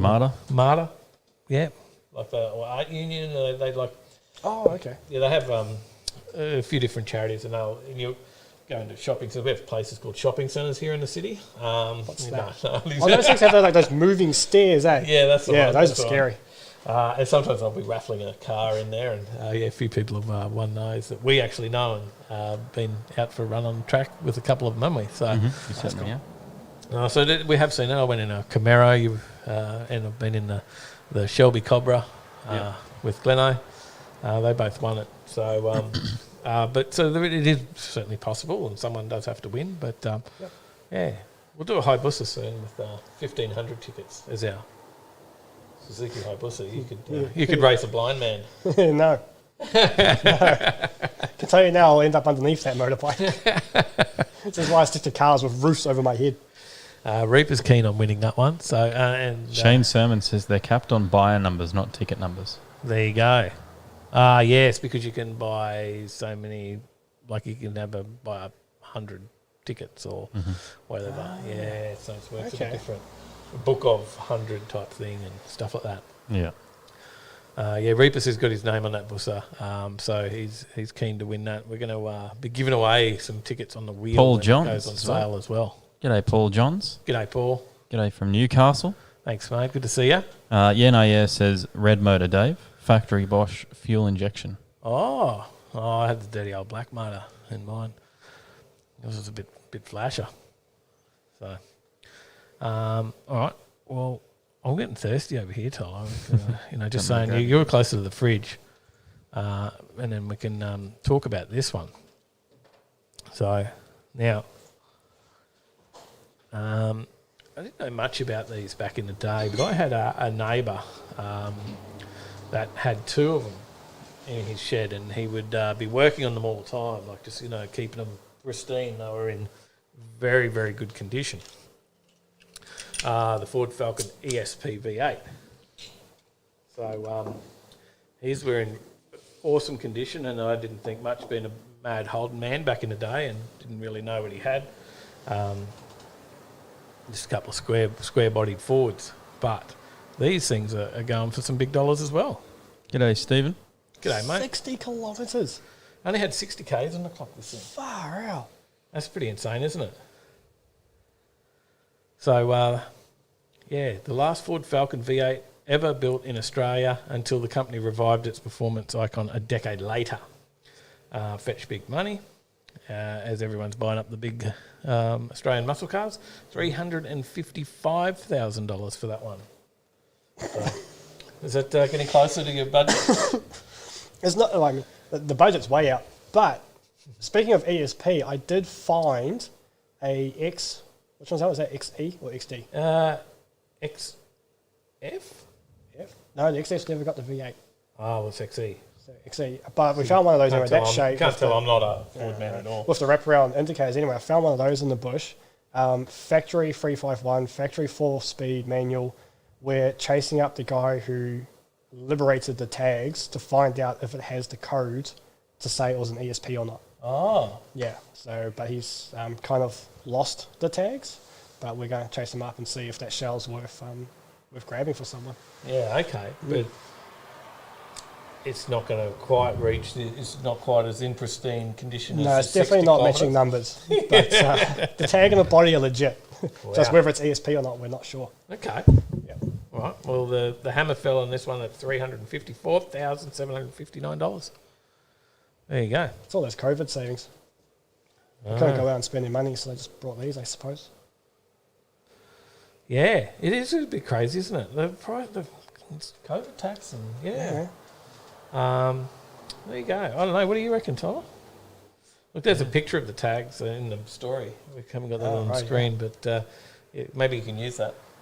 There we go. We'll just take a photo of it, and then we'll reproduce it. No, we don't do dodgy stuff in the bush. No, never. No bush mechanics going on there. G'day, Rat Fink. Rat Fink's in the market for a Ram 2500 Cummins pickup. Never will understand why I ever sold my truck. I would love one of those as well, actually. Probably a bit cheaper for him over in the States than they are here, though. Possibly slightly. I know Lloyd's just got his recently, so I can't wait to see his. But I think he just picked it up, his new one last week, after selling his last new one for more than he bought it for new. I have heard stories about that. Dealerships ringing up customers and offering them more than what they paid. Yeah. And so he just had to wait for a new one and sold his second-hand one for like $5-10 more than he paid new. So that's insane. And it was like 6 months old or something. Far out. Yeah. Could have been older. I don't know. I can't remember. There you go. Rob in the chat from JRM says, I have genuine XD ESP front seats still, but have been retrimmed. Ah. There you go. Well, that's 9,000 of the 300. Yep. Yeah. Put those on. Tyler, where are we up to giving something away? Yeah, what do you want to give away? I don't know, but I really should write down the last two winners before I forget all of them. I forgot I actually have to do that. You got Reaper Lux and the spark plug. Is that? I'll just fix that because I forgot I actually got to record what we're giving away. I forgot that whole part. I'm all good for addresses there with those guys. So. All right. Continue on, Tyler. Continue on. Give something away. What do you want to give away? Something. Probably should put it on the wheel, not the story. Yeah, you've got a collection going on there. Yep. Let's shuffle the names around once more. What about? We'll spice it up. Oh, we've got about $50 worth of postage just in stubby holders, mate. But then you got the MTAQ bits and pieces as well. Yeah. Do you want to give that away? Yeah, we'll give that Hat away. and stuff in there. We'll throw in an and some addictive key event rings. sticker in there as well with that one. Yep. All right, spin it up.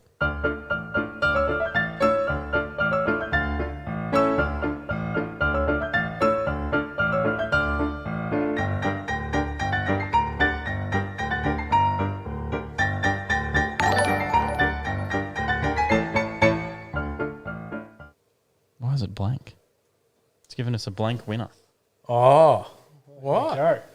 What happened there? I don't know. Did you put a space in there? No, I don't think so. Let me fix this. And we got like a bling too. What was that? That bling was maybe a follow. I don't know.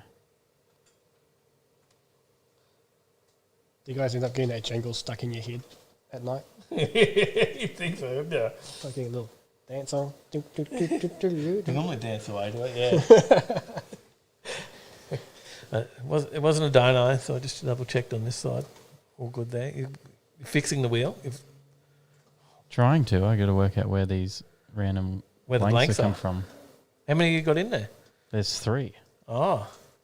Well, that's just respin, right? Yeah. I just got to try and work out how I can get rid of the blanks. That's the next thing. Put a name into it? No, you can't find the blank on your list. No, there is actually no blanks on the list. That's the thing. Oh, well. As long as everybody's in there, that's still okay. Skip spins or something. We'll just carry on like nothing's happening. Yeah. Yeah, no, it's all good. No, it's still There's just 3 random blank spaces. If I take all the names off, there's 3 random blank spaces on there. We'll just leave them there and just respin when they come up, mate. Yeah. Well, hopefully the blanks don't win all the My name prizes. is blank. There we go. We found it. That's Stephen. Go on, you cuz. There we go. We got rid of the blank. You fixed it. There you go. Yeah. Anyone would think you can do something with computers for a living. Right, we'll shuffle the names again. Okay, we're getting there. Give it away. What are we giving away this time? Because Blank won the last prize. Nah, that went to Blank.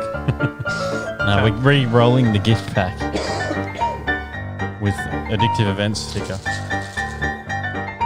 Blank's gift pack. What about Blank? What's he get? Spark Plug's nervous outros. He's done it again. He's done it again. Spark Plug's up twice. Well, plus. I just wrote plus MTAQ here. There you go. Well done. Well done, mate. Well done. Congratulations.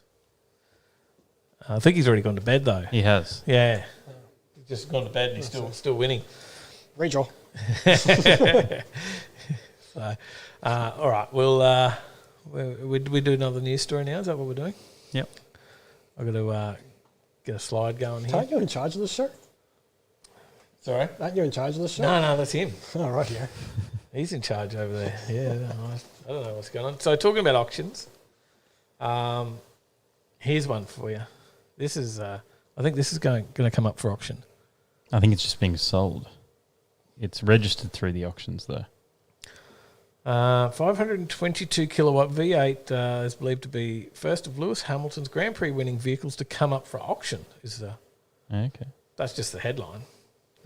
Price expectations in excess of... It says on the RM Sotheby's website that it's between 5 and 7 million US dollars. Yes. So they reckon it'll go for 5 mil US, which is 6.5. You're choking on that. Mm-hmm. You couldn't see yourself driving around out on the roads? with the corrugations out there. Oh, that'll be a fun drive. Spine? What spine? I have powder in my back. Oh, funny stuff. That would be a handful too, wouldn't it? Beck says he has, but Miss Sparkplug is watching on his account. Good stuff. You get the prizes then, Beck. They don't know who actually owns the car at the moment. Well, they do. Someone does, but they're not sharing that. I guess they know. Yeah. They can't just sell it without knowing. I find HR Holdens, they just find Formula 1 cars on the side of the road. I don't know who owns it, but we'll auction that off. Yeah. We'll sort out the legals afterwards. Yeah, that's the drama. They've got to find who owns it. Yeah, exactly. Oh. It does appear that it is being stored at McLaren's private headquarters in Woking, suggesting the British manufacturer could be looking to liquidate some of its vast collection of automotive assets. So it could actually belong to McLaren. Aha. Drive comes from a mid-mounted 2.4-litre naturally aspirated V8 petrol engine, designed and built by Mercedes-Benz, capable of sending up to 522 kilowatts at 18,000 RPM to the rear wheels via a 7-speed dual-clutch transmission. 18,000 RPM, that is crazy. And that power figure is particularly impressive when you consider that the car tips the scales at just 620 kilograms with the driver. Man, that is intense. Even that power from a 2.4 litre engine. Yeah, it's pretty crazy stuff. So and just the revs, I just can't get over how much they rev. Yeah, what do you reckon? It's a new project for later on. They might raffle this off on LMCT, maybe. The MP425A is also significant as the first F1 car to feature the controversial and eventually banned 2010 F-duct aerodynamic device, which helped reduce drag and gave the vehicle an approximately 10 kilometre an hour boost on the streets. And they outlawed that though, right? Yeah. There you go. We know Rob from JRM Garage is on here. He's a fan. Mm-hmm. He might grab himself one. Maybe. Well, no, only one. Not can't grab two, can you? No. There you go. Is it like an auction theme tonight? How many auctions have we talked about tonight? It's been a few, yeah. We're just becoming an auction site. Reaper Lux is throwing the turbos up there in the chat. Looks like it needs more boost. According to that. Why not have a go and rev it to 20,000? Yes. I mean, it's good that it's got a real catchy name as well. Like, that just rolls off the tongue, MP4 dash, what was it? Yeah. Tolly, you got that? What was MP4-25A, that was the F-duct aerodynamic device. Easy. Yeah. Just rolls off the tongue. JRM will say the V10 version. Yeah. None of this cheap crap. It's not good enough. Dave from FMR hooked me up. Yes, finance my ride, Dave. Is on the job.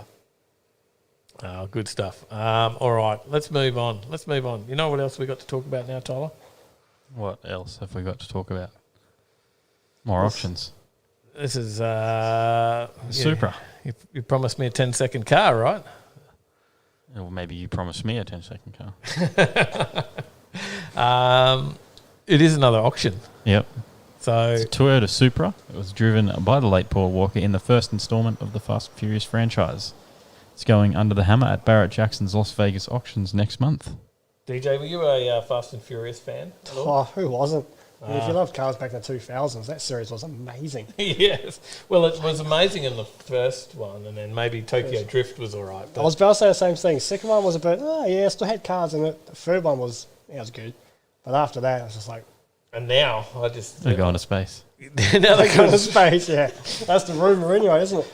Well, yeah, that's the new one they're doing that, isn't it? You didn't even get through the last one, did you? No. You started watching it on Netflix, didn't get all the way through it. That was the Hobbs and... Oh, Hobbs and Shaw. Yeah, I watched about Did you do it? 10 minutes. Oh, hello. Need more stickers for Krang 3. Needs the stickers. He needs the stickers. We're going to have to load him up with some stickers. Definitely. No, yeah, that Hobbs and Shaw was more of a Superman movie than it was realistic in any way. I didn't even watch it. I just went, nah. just didn't appeal at all. I really lost interest in it. But this is where it all began. Johnny says, "What's the retail on one of those?" Yes. So driven by Paul Walker. I should have said that to the Porsche that I pulled up next to on the highway this afternoon on the way over here. Yeah. Except he might not have heard me. He had his top down and his convertible and just been all wind noise. You weren't like pulled up at the lights or anything. No. Well, you should just followed him around just to pull up at the lights. Just to do it. Just chased him, stalked him for a while. Yeah, the funny thing is, at what's that? Like yourself, over $250,000, meaning that's worth more than any Ferrari. Well, not any Ferrari, but the Ferrari at the time. Yeah. But I don't know. Is it? We've got a few. Considering the price of some of the other cars we're seeing, is $250,000 Australian for that all right? Considering how iconic it is. I don't know. Because I think at that time too, was it Craig Limperman who built the cars? Actually built them properly. Like he put the speed parts in them. Oh, so yeah, they were his personal fast. vehicles. He's got his own YouTube series as well, and just talks frankly about the car. This one was built by Eddie Paul of El Segundo's The Shark Shop. The car up for auction is a factory turbo example. The stock 2JZ GTE is backed by a 4-speed auto with a manual shift knob and a shift boot to represent the film-specific manual gearbox. Oh, ripped off. Yeah. Oh, really? Yeah. Oh, it's a bit faked. This was used for interior and exterior shots in the movie. Yep, this was not a stunt vehicle, so you get quite a nice example out of it. Got a few Fast and Furious quotes in here. James Baylor says, overnight parts from Japan. He says, winning is winning. Reaper Lux says, no faith, pop the hood. James Baylor says, more than you can afford, pal. According to Barrett Jackson, it was returned to the production team during development for Too Fast, Too Furious, where it was transformed into Slapjack's Supra. After filming wrapped up, the car was returned to its previous and arguably more iconic form. And the reason it's worth more than a Ferrari is right there. According to the film's law that Brian and Dom Toretto, Vin Diesel, restore the 2J powered Supra, with the duo making extensive modifications to it to create the 10-second car. With a wet shot of nitrous, it's capable of beating a Ferrari F355 in a straight line. Maybe not that one. G'day, Marv. G'day, Marv. Marv says Craig Lieberman was the guy who selected the cars, never built them. My mistake. There you go. That's your the Crustita. That's the encyclopedia. Right. You got a Crustita, mate. Come on. Yeah. So we found someone with a rustier Crustita, mate. A lot rustier. So much rust. So yeah, what do you reckon? Would you buy that, Tyler? Is that something you'd be into? You're a Fast and Furious fan. Yeah, I'd put that in my garage if I had that sort of coin. It wouldn't remain standard though. You'd keep the paint job and whatnot, but yeah, you'd actually do it up. Yeah. Make it a 10-second car. Yeah, well, shouldn't be too hard. Not a lot you got to do to it, right? Wouldn't think so. And to think it's a turbo model, so it's got the bigger rods. And whatnot, so. Yeah. A 10-second Supra these days is like nothing. Like, who cares? But back then, that was a big deal. Yeah. Well, we've been in. If you could make it anything like Hoff's Supra, or that's like a. But that's no 2J one. But it's a 1UZ. What about Williams? Oh, yeah, that was in our video on Tuesday night. William Yard with Supra. Was, yep. That's 2J. Yeah, it made me look like I was standing still. He like half tracked you at roll racing. I did hear some comments when I was editing that video that said Tyler should just jump him. I heard you guys in the background on the mic. That's what we should have. Yeah, I think he probably still would have beat me. I could have had like a half-track lead. When I was with Hoff at Roll Racing, and he was in Grandpa, and we were racing the Cortina. Goran, yeah. Come up to Goran, and he's like, "Oh, I'm just going to go." So, like, as we come around the top of the corner, he just give it all and gone. And you think Goran just laugh. Like, red light's still on, he's already gone. So, Goran still the same thing. Like, half track. There was you got you half the track. I reckon Yeah. it was a bus length, wasn't it? Yeah, I crossed the finish line at 180 k's an hour, and who knows how fast he was going, considering that was like And he left that him was behind. like three to 4 seconds after he'd already crossed. So, but he does have a 1,200 horsepower Supra. Ah, yeah, well, I suppose so. Yeah. Good grief. So, but it was a pretty cool shot. I don't know, any more on that story, mate? Is he getting sick of me talking about all these auctions or what? Yeah, bit, always. Yeah? Yeah. All right, do you want to give something away then? Yeah, let's do it. Okay. What Let's is say it? we give away the drying towel. Go. Stepping it up. Yep. Overtaking Lane drying towel. Sorry, the camera's over there, not in the middle. Been very popular. These things have been selling very well in the last week. Mhm. So get yourself one if you just get in the quiz and, well, no, what is it? The raffle? The Yep, wheel? the wheel. Whatever we call that thing.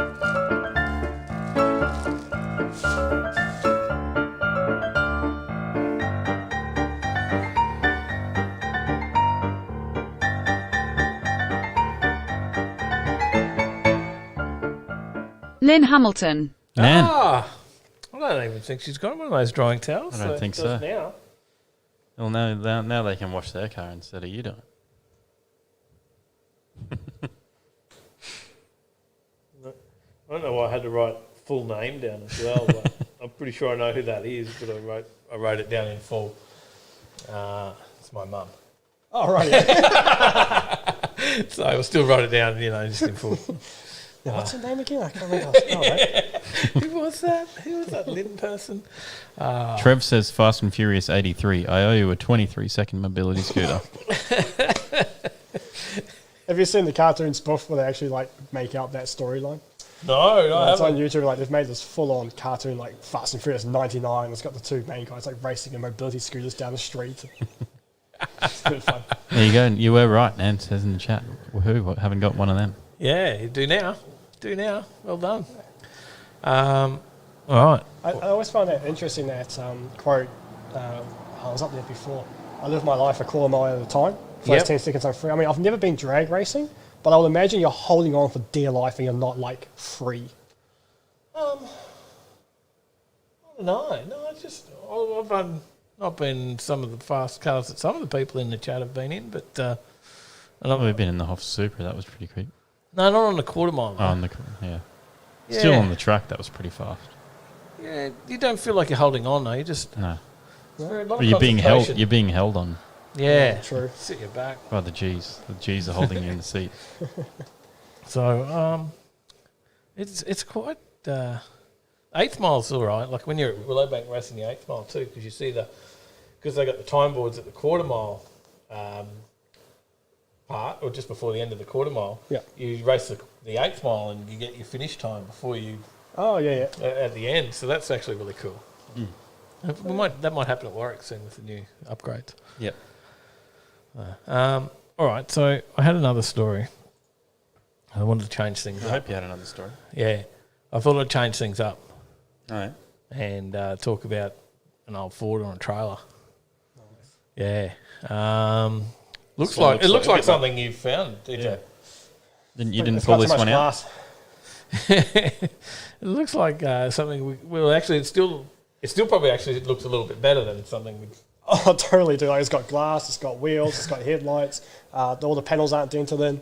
That's a really good find. We've actually found that car. Well, it wasn't quite in the desert. This one was a barn find. I love the story behind this car. Well, actually, sorry.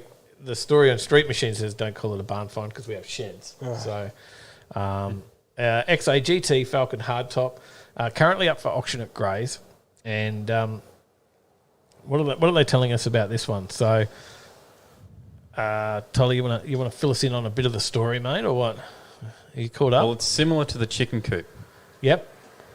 It's the same. It's only similar. It's not the same model as the chicken This coop. particular example is also said to be the only GT coupe to leave the factory decked out in Sogo port wine Juco, making it a genuinely unique beast. It's been parked up was parked up in the early 1990s. It's a rolling time capsule. Purist Smite Blanch at the wide, Samson Engineering Magnum rims, BF Goodrich rubber, aftermarket tape deck, air horns, and GT gear knob. But it is pretty cool to see what these original owners did to their cars back in the day, when they were much closer to new cars. I don't see anything wrong with any of that. Like many of those who purchased air horns on your RPO, car. like many of those who That's on the purchased shed. RPO 83 GTs from new, Alan Sterling didn't realise his GT was anything special at the time. I didn't know it was an RPO 83 when I bought it, said Alan. We weren't even looking for a car at the time. The dealership had a customer who'd ordered one. When he saw it, he didn't like it. So we got it at the right price. The XA was bought as a company car for Alan's trucking firm. Like typical company cars, it was used, but it wasn't abused in its day. It was definitely a performance car. You couldn't do today what we did then. As road rules and enforcement tightened, Alan decided to put the car off the road in 1991.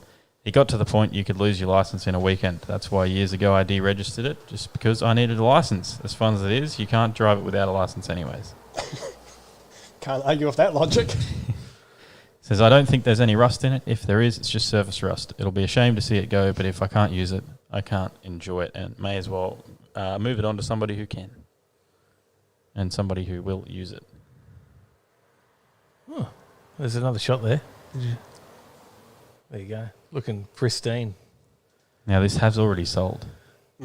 Yep. $276,009. There you go. Is that $9 again, man? I told you, it's all about the $9. There you go. So it didn't go for as much as the chicken coop. No, the chicken coop went for $300,009. No, and 90. At $9. Oh, nice. $9 paid. $300,009 paid. Oh, I'm paid. Okay, all right. There you go. So well, is it Grey's that they're selling that at? Yeah. Oh, well, Grey's auctions start at $9. Okay, well, there you go. There's where the $9 is coming from. There we go. Okay. Yeah, I think all of Grey's auctions start at $9. Like that's their starting bid, $9. So they didn't say it in that article, but when I was watching the TV spot they did on it, they said the interior is so pristine because the rats couldn't get in because there was a carpet python living inside it.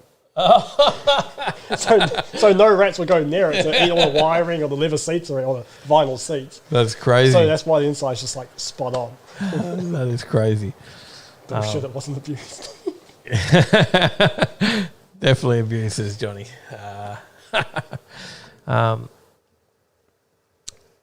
So you working something out there, mate? You're in the middle of... I'm replying to a comment in chat because I can't do that on the computer.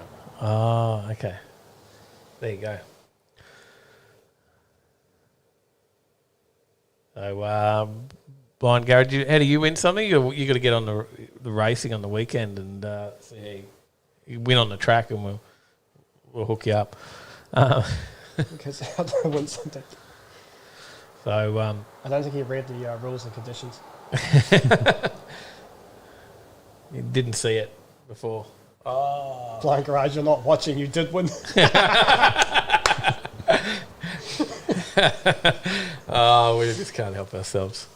So, so what are we up to? We're up to another auction story. Excuse me. No? This is an exhibition. Well, design exhibition. Yeah. I think this was really important. We tell everybody about this, particularly James. I know James is where he is. This is a new exhibition telling the story of some of Australia's greatest automotive designers, and it has opened at the City Gallery in Melbourne's Town Hall. We thought it'd be very important so you could get in early and make sure that you're down there to check this out. Yes, you've got to be in. Do not miss it out. It's 1 week only. It launches tomorrow for 1 week only in Melbourne, and don't miss out. How long does that lockdown last for? No, I do lie. It actually runs until the end of August. So, but if it's anything like last year, Melbourne could be still locked down till August. Come on, Melbourneites, what are you doing down there? Yeah, poor buggers. Come from South Australia too. They got gypped. Yeah. So, Dream Factory GMH design at Fisherman's Bend, 1964 to 2020. Features a behind-the-curtain look into the ideas, drawings and culture of Holden designers at the Fisherman's Bend Technical Centre, where some of Australia's most iconic concepts and production models from the HK Monaro through to the VE Commodore were conceived. The exhibition is not about cars, actually, says Richard Filazzo, Holden's final design director at its 2020 closure. It focuses on two things. One is the technical centre and the significance of the work that was done in that building, as well as the cross-section of some of the designers that have worked there over the past 56 years. Well, actually, James, if you got down there tonight by 11:59 and got in there before midnight tonight, you could make sure that you really got to see everything. Mm. So, that must be you. That's me. It's you. It's one of us. You could, spend the week there, right? If he was in there before midnight tonight. Yep. So just spend the week, enjoy it. So there you go. I just couldn't help myself but to do that. I wonder if the Hurricane's going to be there. Oh. The Hurricane. The Hurricane is like... Holden, man, I should know, shouldn't I? It's the most experimental showcase of technical ability at the time. It had really crazy stuff I can't remember off the top of my head right now, but for 1960 or when it was built, it had like radar guided GPS and stuff and some real interesting unique features. Yeah, right. Rear engined 308. It was the first car ever to get the Holden Zoo 308 into it. Yep. Yeah, just a real funky looking machine. It was restored in 2011, I think it was. Oh. I'm sure some of these guys watching will correct me because I'm a bit hazy on the facts. But it's G'day. a beautiful looking machine. G'day, Mopar Man. G'day, mate. Shane Kane says everything is cancelled. It's all off. That's it. It's all off. Not happening. I thought you could just get in there before midnight and you'd be locked in for a week. Do your lockdown at the Holden exhibition. Effigy. This is one of the cool cars that'll be down there.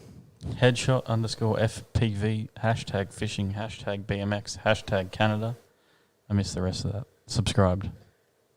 That's an impressive hashtag name. Well done. Thanks for the subscription. Aka Khan, g'day. There's your speed on Tweed, man. Aka Khan, guess what I did last week? As soon as I got off the show, I went and looked up speed on Tweed. And we're keen. We're keen. So, was it August this year, speed on Tweed? I think they moved it to August. Good question. You looked it up. It's normally in May. There you go. Yeah. So speed on Tweed is normally May. Did you not read it, Tyler, after everything? I didn't, no. Well, I did. There you go. The Hurricane had a 253. 253. There you go. I think was it still the first one that they made, and like they put it into that before they put it into production. Definitely keen, Aka. Yep, definitely keen, mate. I finally went and checked it out. So I did it straight after the show before I forgot last week. But yeah, I believe August. So it normally runs in May, but it's like things have been moved around because of all the confusion over the last 2 years of cancellations and whatnot. So yeah, I think it's time to give something away, mate. Yeah, we'll give away another couple of stubby coolers. What do you reckon? Yep. I'll write that down. Let's bring up the wheel and spin it away. These ones haven't left the plastic. I haven't taken these ones out of the plastic. Special collector's edition. Yeah. I'll put them over here so I don't accidentally take them out of the plastic. He's going to do it again, I think. Sparkplug's nervous outros. I've got the wheel tuned tonight. He does. By 2, which is by 4. Mm. All their drinks will be chilly and cool. Yep. Does that mean we should just go again? Yeah, and why do not? another one? Why not? Let's go again. Just making sure the wheel's back on the screen.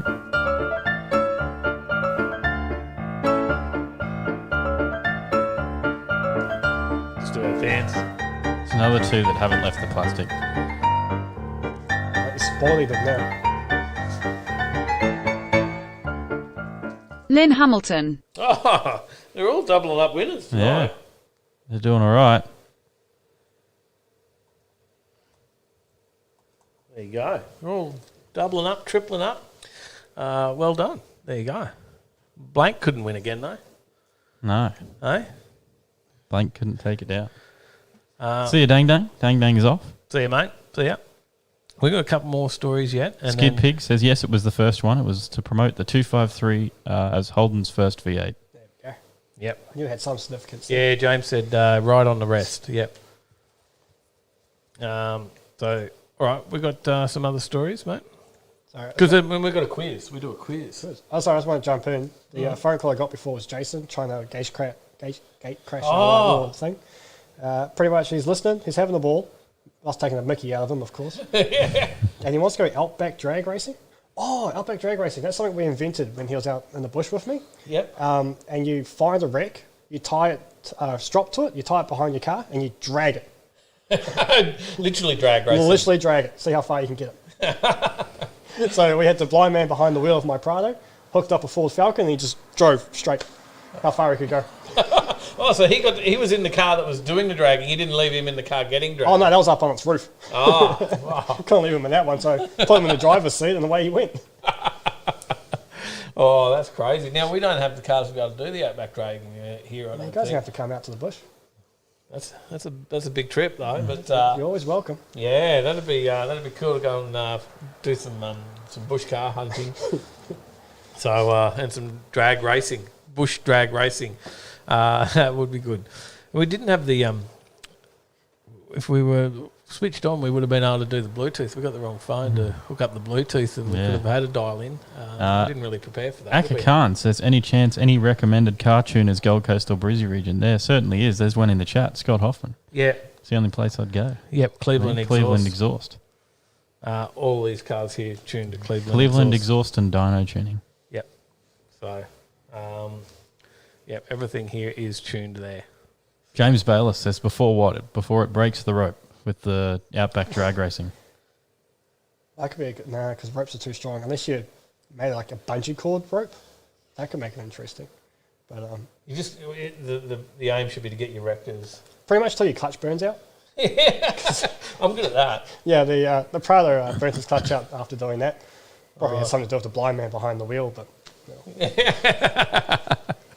I'm good at burning clutches out. Yeah, so good on you, Mal. Dave loves bush. So funny. Anyway, we've got another news story. We've got a few more news stories, and we've got a quiz. We do a quiz tonight. Oh, right, yeah. A couple of people will be on the quiz show. Awesome. And there'll be a bit of a competition.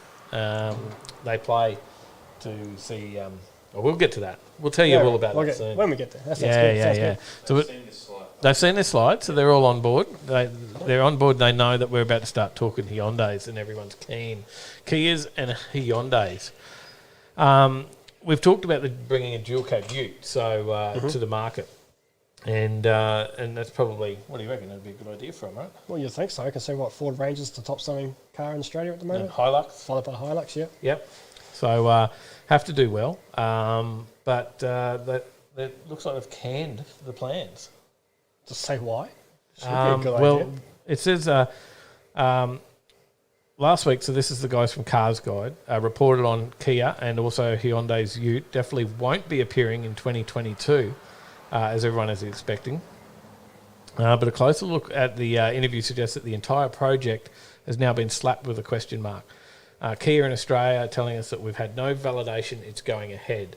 That marks a significant change in tone from Kia, who told Cars Guide in 2019 that work had begun on the first proper rival to vehicles like the Hilux, Ranger, Isuzu D-Max, Navara, the Triton. No competition there. Not with the Triton, no. The Aussie executives are eager to carve off a slice of that massive dual cab market. Work has begun. Kia Australia COO Damien Meredith told them in 2019, and they were talking about the dual cab and a single cab ute at that point.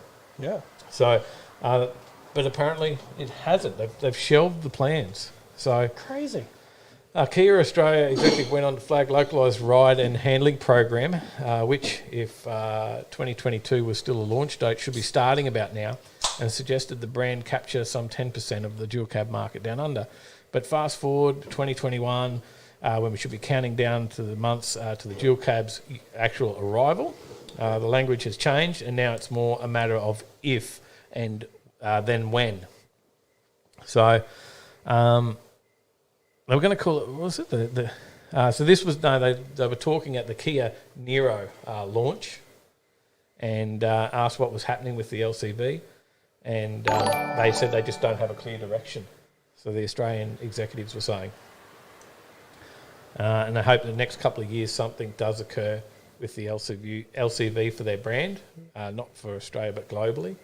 And, Dad's Garrett just subscribed. About time. It's good to see you get on board. Matty Crick says, is that the automotive carnage guy? It certainly is. It is.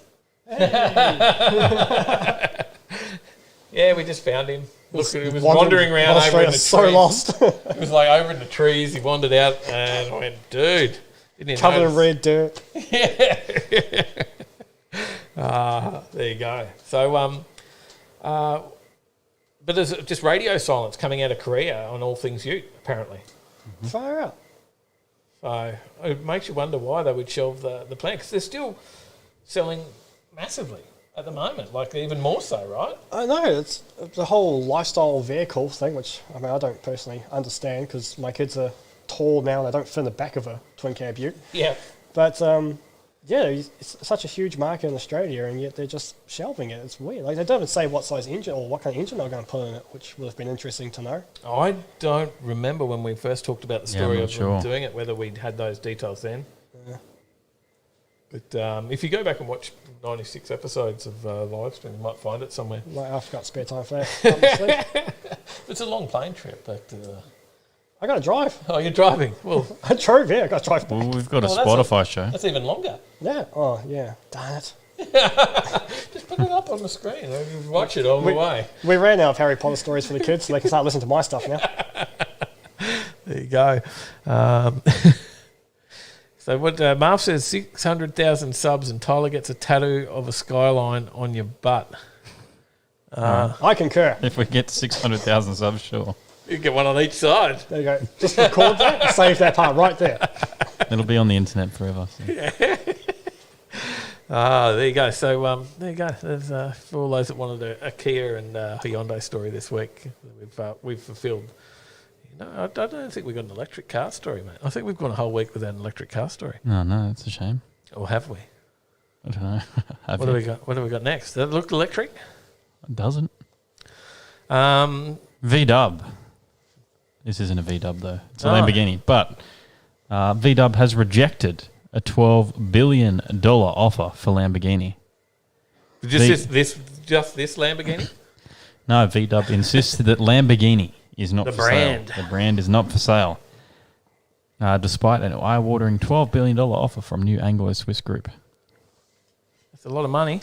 Newly formed Quantum Group table an offer for AU $12 billion to buy a Lamborghini from VW. Lamborghini entered the VW group in 1998 after being purchased by Audi. A consortium of buyers includes former Porsche leaders.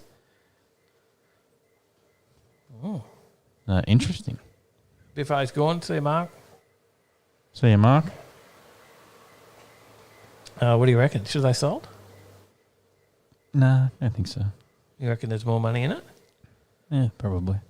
Well, maybe they just don't want to give up that brand, you know? Yeah, they said they were going to list Lamborghini and Ducati publicly towards the end of last year, but they've kept both marquees as part of their 12-brand strong family, so didn't publicly list it. I'll tell you another company that turned down a big dollar figure recently was Discord. Discord was offered $10 billion from Microsoft to sell their company, and they said no. There you go. They said Discord is not for sale. Oh. Is that a segue to tell people to get on Discord? Yeah, and it follow can be. us on Discord. It's another. One of the mods drops an exclamation mark Discord in the chat. That's how you get in the quiz. If you're not in Discord, that's the show after the show. How to Discord? A what? Discord. Which chord? Yeah, it's called Discord. Yeah. Which chord? Yeah, which chord? Discord. Discord. That chord. That chord. Yeah.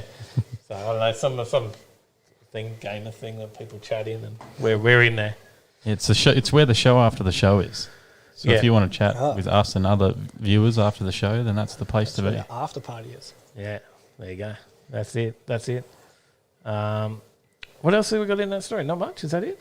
So did you say 12 pretty much it. billion? 12 $12 billion. million. Yeah, not for one Lamborghini, for the brand. Far out. Yeah, they want to buy the brand, buy the name.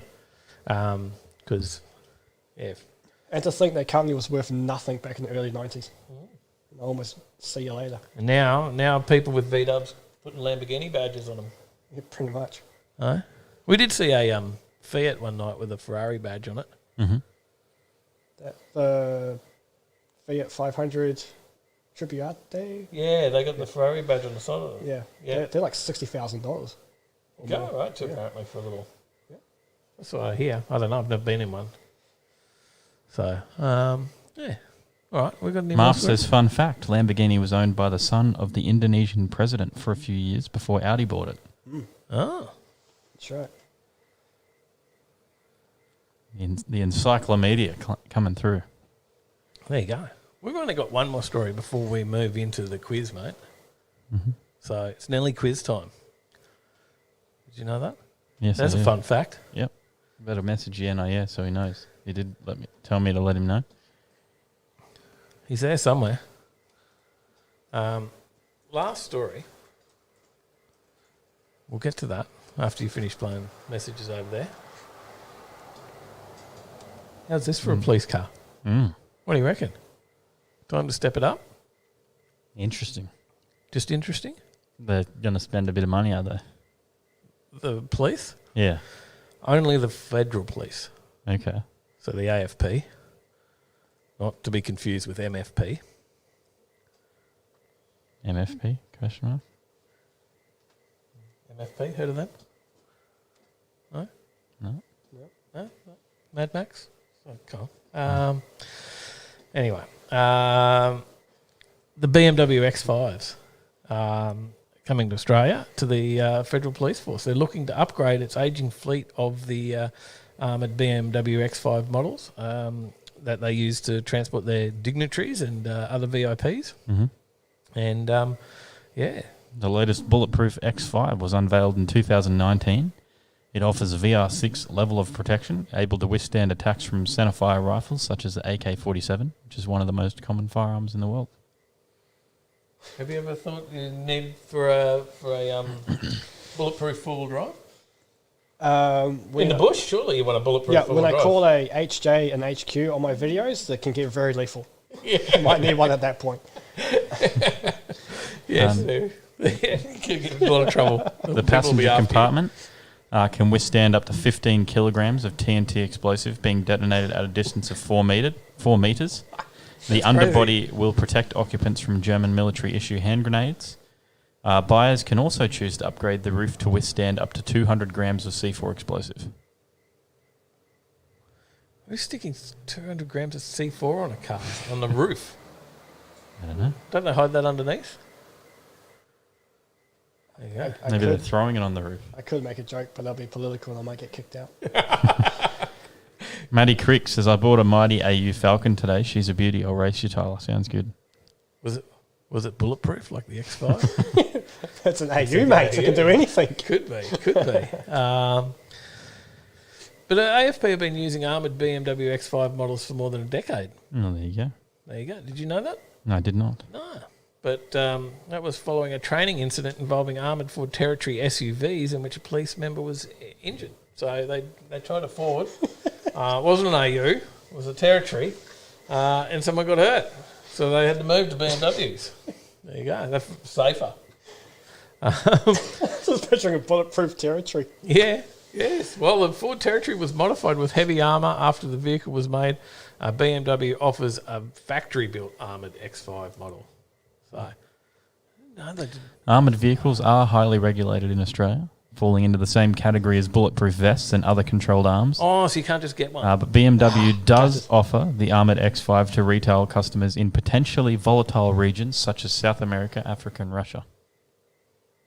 It's probably bad that there's people that actually have to buy an armoured car for a daily in some places.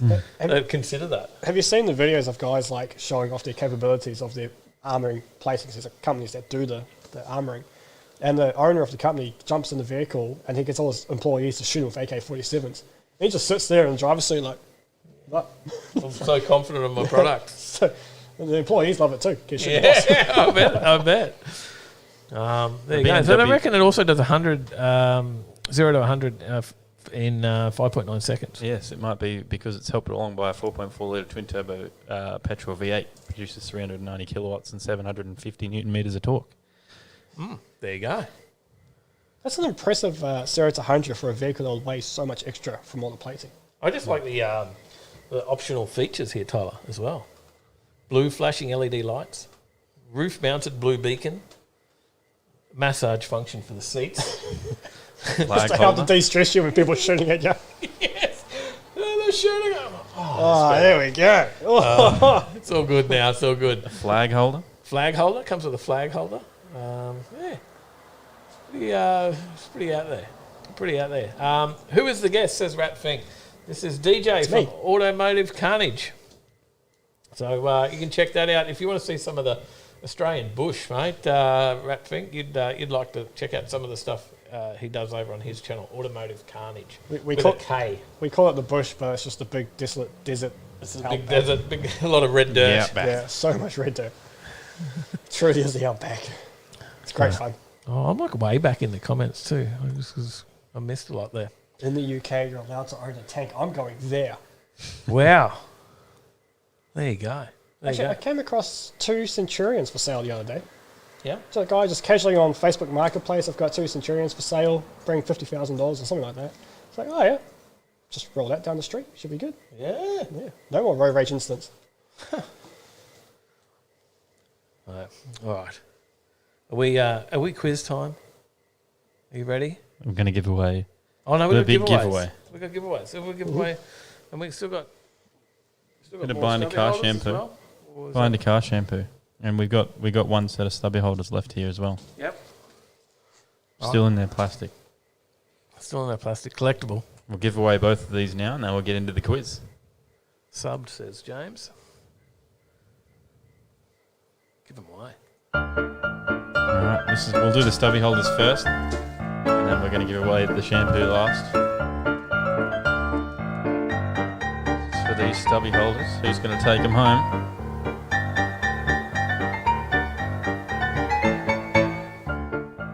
Yeah, no, yeah. Yeah, no, yeah. Yeah, no, yeah. He's going to take himself home a couple of stubby holders.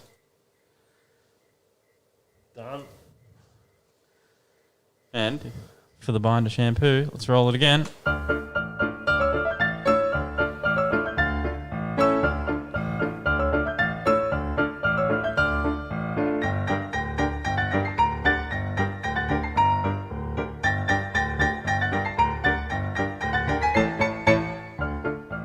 Adam Geary. Adam Geary. Long time winner. Yep. He's good at winning. And the other wheel, they said, they mean this wheel with all the entries here. You'll have to explain that. This is the Marf Hoff wheel. So we have this wheel every week. This goes up against Mafia Boys World and Scott Hoffman in our chat. It's just a bit of a fun wheel. Okay. Just see who gets the most. It just started somehow. Just as these things do. Marf's up for the win. There you go. I don't know who's keeping count. Marf. Keeping count, I think. Yeah. I hope. Matty Crick says, hey DJ, how's the HR wagon going? It's still sitting on a trailer at home because I had to leave to come here. So now you've been over here for a little while. I left on the 10th of March. April, yep. April, 10th of April. So yeah, I've been on the road for a long time now. Yep. Just, had some holidays left with work and decided to go take the kids around Australia for a little bit. Ran over a roadside marker that was made of metal, pierced the air conditioning system, and now the car's in the panel beater shop. So we're stuck here in Queensland. Till that gets fixed. So okay. Yeah, but as for the HR, we will continue. I'm on the lookout for a carby for a 179 red motor. I know it should have a 186, but that was taken out and replaced with a 179. Once I have a carby, I should be able to try to get that engine started, which would be really exciting. Okay. Someone might have one. Anyone? Just saying, do you have one? I have a good condition 202 carby to swap you. Yes. Swap it over. All right. Marf's lost track. He's lost track about 20 weeks ago. Who's in the lead there now? I have no idea. Hey? I think it's still off. Off by about 7. Marv says I'm like 10 to 15 behind. They're that far. All right. All right. We have a couple of quiz competitors in the chat. All right. G'day, fellas. And evening. There's more people. There's another voice. Where's that come from? Hey, boys. G'day. How you Hi. going? So we got Scotty. How are you? Yeah, I'm all right. Bit knackered, but, you know, You're kicking surviving. on. Scotty's You're our... keeping me up late. That's good. We'll talk for a little bit longer then. We'll wear him out for you, Lindsay. We'll wear him out. Big Les. So Go hard. So I need it tonight. Take it that way. Fair enough. So Scotty S is back. He's a carryover champion. So it's like an automotive quiz that we're doing. And, Radio. Cool. And how many weeks, Scotty? I don't know. I'm counting. Scotty's hopefully counting. Are you counting, Scott? Yeah, this Must is be 8. week 8. This is week 8. Oh, there you go. If he takes home the W tonight, he gets another shirt. Yeah. You could win something tonight, mate. 8 weeks wins a shirt. He's been winning for 8 weeks. Yes. Good grief, walking encyclopedia. Yeah. We've got Marv won for 16 weeks in a row. 16 weeks He's in got a row. like a 30-3 record, I think. You make the questions hard. Yep. Yeah. And then we had James. He got to 15 and was taken down by Lindsay, who's our competitor tonight. Mm-hmm. So there's that. What do you reckon, Lindsay? Is that... Mate, I've only got 2 in a row under my belt, so I've got big shoes to fill. But you're becoming the gatekeeper, though. Every time someone gets to these big ticket wins, you're coming in to take the W. I'm the Reaper. It's true. You'd be worried, mate. You got that charger hooked up there, Lindsay? It's actually hooked up as we speak. Good little units, aren't they? Not bad, pretty nifty. I like the scrolling screen. Yes. Which is handy. Yeah. They light up. They make it look flash. That's for sure. So at least you know what's going on. But anyway, Gives you percentages, and I love it. yeah, they're good little units. So we're talking about. He's talking about chargers. He won a charger. Yeah, you yeah. know we've seen on the cars before. So we've been talking them around the shed, wandering around. Yeah, I've just been bugging you for a few hours now. Yeah, I'll leave eventually. We kidnapped him for a while. made you stay for the show. But anyway, we got a quiz to do. We've got the old quiz master over here. He's got to start things off. I've got I think I meant to have a slide going for that. We do have some people in the chat here. Said single throat Stromberg. Yes, it is, because I don't want to invest in a twin barrel until I know the engine will run. Johnny might have one. He's got a few bits and pieces up there. He used to have the Holden 6-cylinder burnout car. Ah, there we go. See, I don't need anything fancy. Just need something that works to test it. Yeah, it's now got a 308. He's upgraded, but I reckon he could have a few bits floating around his place. Any other comments? No, you're all caught up now. Is that all you wanted to say? That's all I wanted to say. It is now quiz time. All right, we need a slide and an intro and. Yep. Quiz time. Where do you get your jingles from? Tyler, I don't know. He finds them. Right, your show. All right, you go. All right. Scotty, your buzzer, please. Scott. And yeah. Yeah. You guys are on fire. Well done. Both correct. Good job. 1 point each. Let's go. We'll keep it at 0-0 for formalities. Fair. Question number 1. Who founded Italian car manufacturer Alfa Romeo in 1910? Was it A, Nicola Romeo, B, Alessandro Alfa, or C, Marico Romano? Yeah. Yeah? Was it B? Incorrect. Scott? I'll go with C, Ramika Romano. No, it was A. It was Nicola Romeo. Oh. We'll keep it at 0 for more formality. Sounds good. Question number 2. What car did Ford build as the replacement for the Model T? Was it A, the Model V, B, the Model A, or C, the Model Y? Scott? It was the Model A. That is indeed correct. That's one I could have got. Hey? Mm. I don't get questions often that I could get. But I could have got. Question number 3. In what year did British Leyland launch the Austin Maestro hatchback? Was it A, 1982, B, 1978, or C, 1986? Yeah. Yeah, no, yeah? B. Incorrect. Scott? I'll go with 78. That's also B. That's also incorrect. Oh, was it? Ripped off. That's got to be a first. He was actually A, 1982. Have you ever found one of them out in the... That was the one I meant. I meant to go for A, but anyway. Seen any of them out in the scrub, mate? Out in the Which desert? model was it again, sorry? That was the... Tyler, the... Austin Maestro. No. They call it make the 1,000-kilometre trip to Montana. You might find it back in the wheat belt. Like. I don't know them at all. They were a replacement to the Mini, weren't they? I got no idea. I'm completely lost. That was not one of the questions I could get. Question number 4. I would have said somewhere around 78 as well. I would have been wrong, wouldn't I? Pretty much everyone in the chat guessed 78. Except for Rat Fink, he guessed D, no idea. So, at least I wasn't alone. Question number 4. Dante Giacosa is credited with the design of which Italian car, which is now considered a classic? Is it A, the Alfa Romeo Spider, B, the Lamborghini Countach, or C, the Fiat Nuova 500? Yeah, no, yeah. Was it the Lambo? That is incorrect. It was not. Scott? What was C? The Fiat what? Fiat Nuova 500. I don't know how to pronounce that. C. It was the Fiat. Yeah. Oh, that's 2-1. 2-1 to Scott. 2-1, 2-0. Oh, 2-0. Sorry, yeah, I couldn't read. I can't read the fact that I got no... No, I'll take the 2-1. 2-1. I actually got nothing written down there at all. I don't know why I called that 2-1. I'm not even that drunk. Jeez. Question number 5. Alexander Wilson founded which British car company in 1857? Was it A, Bentley, B, Vauxhall, or C, Bristol?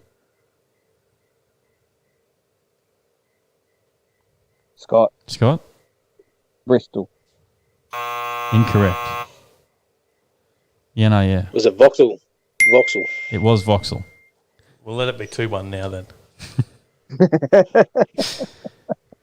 This is what happens when I'm sober. Question number 6. In what year was Spanish... let me start that again. In what year was Spanish car maker Seat formed? Was it A, 1943, B, 1950, or C, 1902?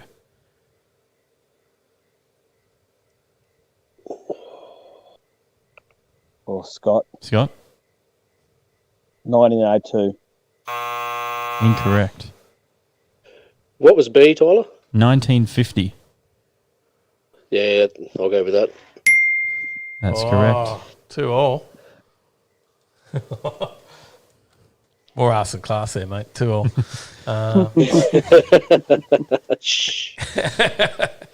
Question number 7. Who was the bloke who I said was stopping us from heading in at scrutineering? Scott. Yeah. Scott? It was Dave from Octane, I think he was announcing himself as. That is correct. It was Dave from Octane. That bloody fence jumper. Question number 8. What was the dash that Brody had in his R33? Yeah. Yeah, no, yeah. It was the Power Tune Digital. That is correct. 3-all. Question number 9. What did Jason mention that he chopped on the track? Scott. Onions. Scott? No. Heaps of things. Was that your answer? Yeah, that's what he said. Looking for a specific thing that he said when I asked him that question. Yeah, no, yeah. Do you have any idea? Not on that one. Was it a Falcon? No, it was a few big blocks. A few big A few big blocks. I that's think it. that was a dig at Andy Fenton, It wasn't was. it? Yeah. So that's, what are we? We're 3 all here, are we? Yep. How many- Question number 10. Final Oh. question. This is the decider, unless it goes begging. Which I'm pretty sure someone will be disappointed if it does. What motor did Johnny Skid Pig replace with the 308? Scott. Yeah, no, yeah. He replaced a 186 with a 308. That is correct. Oh, he did is get the in early. Reaper. Yep.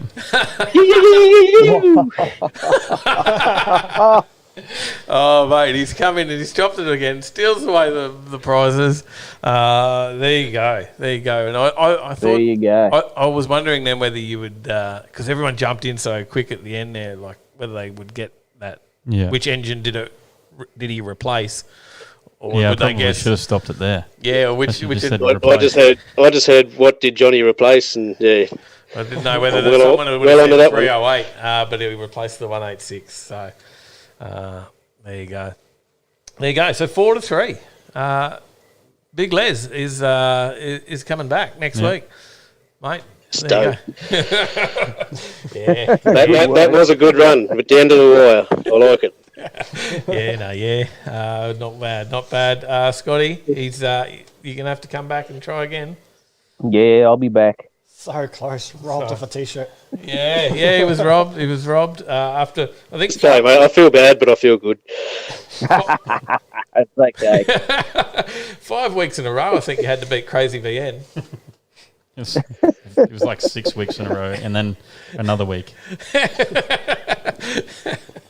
Classic stuff. We'll see what Nightbot has next week. See who's here. Yeah. I think we've been getting a few entries. I think there's a few people entering in. There has been a lot of new entries as well, which is good. Like probably 8 or 9 different people trying to get in onto the quiz to steal it Good away. to see. So we'll see who's coming to have a crack at you next week, mate, as you come back to try and get your second win. Well, that'll be. I've got to go 3. I've got to beat 2 in a row. I've got to go to 3 now. Got to get to 3 to get get your own personal record. Well done. Big Les show next week, says Johnny. So there you go. Well done, guys. Scotty, we'll see you back soon. And Yeah, no doubt. fun as always. And we'll see you back next week. Absolutely. All right. We're going to do a bit of What's On. We'll throw you guys back to the chat, and we're going to do like a What's On segment now, Tyler, I believe. Yeah, yep. That's See you usually guys. something we do. No worries. See you guys. See you, fellas. Now, what have we got on the What's On? Let me bring up a certain website which has it all. Overtakinglane.com.au Where do you find this? /events. Yeah, there you go. So if you're ever over here, there's probably going to be no events in your town ever, but No. there may be some in Western Australia, which is only going to be a 10-hour drive or so. Just a for you. 10-hour drive, yeah. But, when you're over in the eastern states, then you can jump on overtakinglane.com.au /events and see what's on. That's cool. Because you guys have so much going on over here. I randomly come across like coffees and cars and car meets and stuff. It's like, the car every scene weekend. here. It's Yep. insane. I'm the only guy in my town who likes cars, so it makes it a bit hard to have a cars and coffee when you're the only one who shows up. Is there a coffee shop? Yes, there is. We do have a cafe. Yes. Charles Well- Royer. G'day, Charles. You can just have a car and coffee. Car and coffee. Yeah. I don't drink coffee, though. Oh. Yeah. Oh. Car and milkshake. Yeah. Charles Royer is here from California. G'day, Charles. Ciao. Good to see you, mate. Thank you for tuning in. So, I don't know. Hopefully we got some US-based events this week, Tyler. We did last week, didn't we? On the What's On? You don't remember? We did last week. I don't know if we do this week or not. Maybe. Oh, well, we can start it off with. We've got What's On Cruising with tomorrow. Sunday, the one that I announced last week, which turns out it was actually this week. Well, that's on tomorrow. Yes. Yes. 6 p.m. till 3 p.m. Goes all weekend. That's the Big Whitsundays. Whitsundays Tropical Eco Resort. Right. Up towards Ellie Beach there, somewhere up that way. Yeah. Yeah. The Mackay Bit meet far. and greet at Harvey Norman. Mackay, a little bit far away for us as well. Yep. But there could be some people. It's the here two that's envious closer. meet there. Queen Mary Falls breakfast cruise, 6 a.m. To Saturday. 11 a.m. on We're on- Mount we're- Nathan. we- Yeah. we moved to are on Saturday. We have. Not bad. I'm a bit quick. Yeah. So Queen Mary Falls, nice spot out there. Border Cars and Coffee. at Coral Street in Tweed Heads. Yep. 7 a.m. till 10 a.m. Bit south of here. Yep, that's not far, is it? No, not too far. Miss Hot Rod and Custom 2021 pageant, Hot Rod and Custom Auto Expo at 9 a.m. till 9 p.m. on Saturday. Where's that? Uh, You got that one? That's at entry's free. I can tell you that. Mhm. I can tell you who sponsors it, and it's not telling me where it's at. Oh. I'll go into the event and we'll find out. Sydney. Oh, it's in Sydney. That's a little bit further away. So Looks that's like it for our might be in southern Rose friends. Hill. Rose Hill. There you go. For our southern friends. It's like a One for you showgrounds guys. there or something, looks like.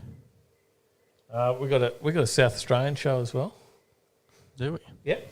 So we've got a few different ones around the place. The Ben GT is 7 Full hours. 7 hours of open pit driving on the epic 7.77 kilometre 335 corner GT circuit at the Bend. 9 a.m. till 5 p.m. Yes. CMR. Johnny Skidpig says, any insights on Skid Factory guys' Power and Petrie? On the Skid Factory's Power and Petrie guys? No, I haven't. We haven't talked about it actually, so I don't know. We'll be up there. Mm-hmm. Yeah, Power and Petrie will be on.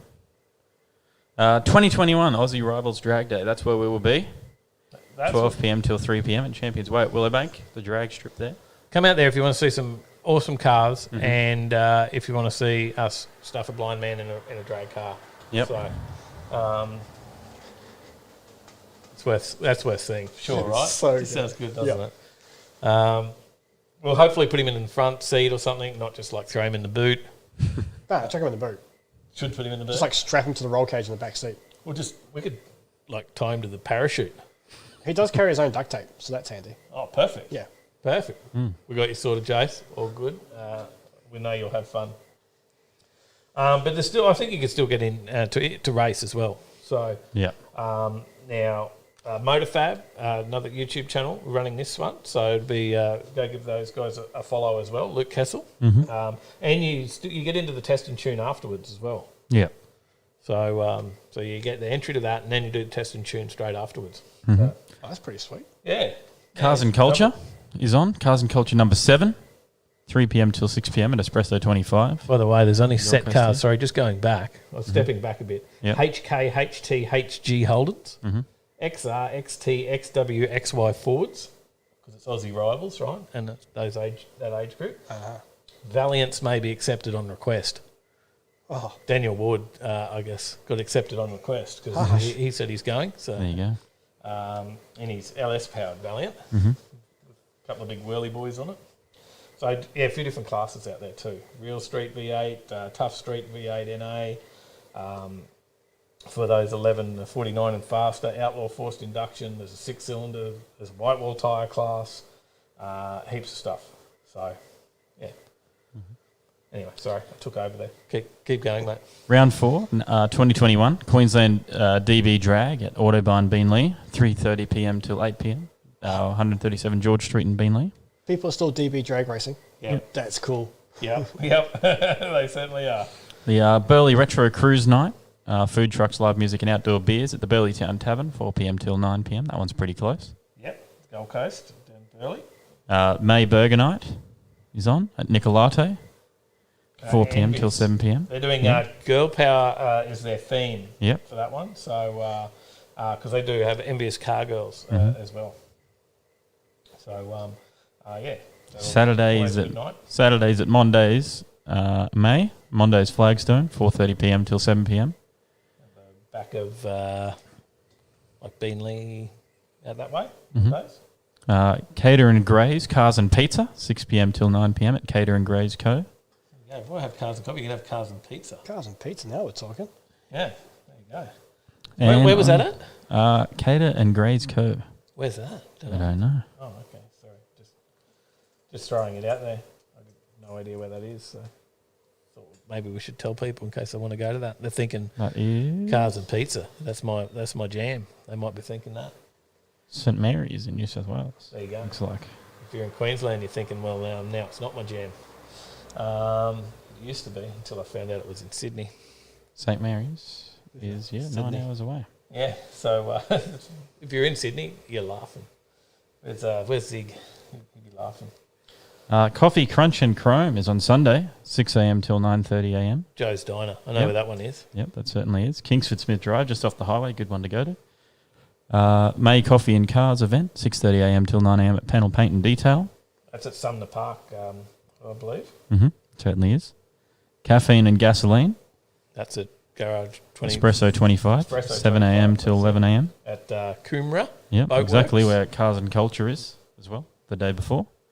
But Cars and Culture is at 3 p.m. Right, so 3 p.m. They'll have or- Liberty Walk. They'll have their Liberty Walk GDR down there. So if that's something you're into, then that's a good one to check out. Nice.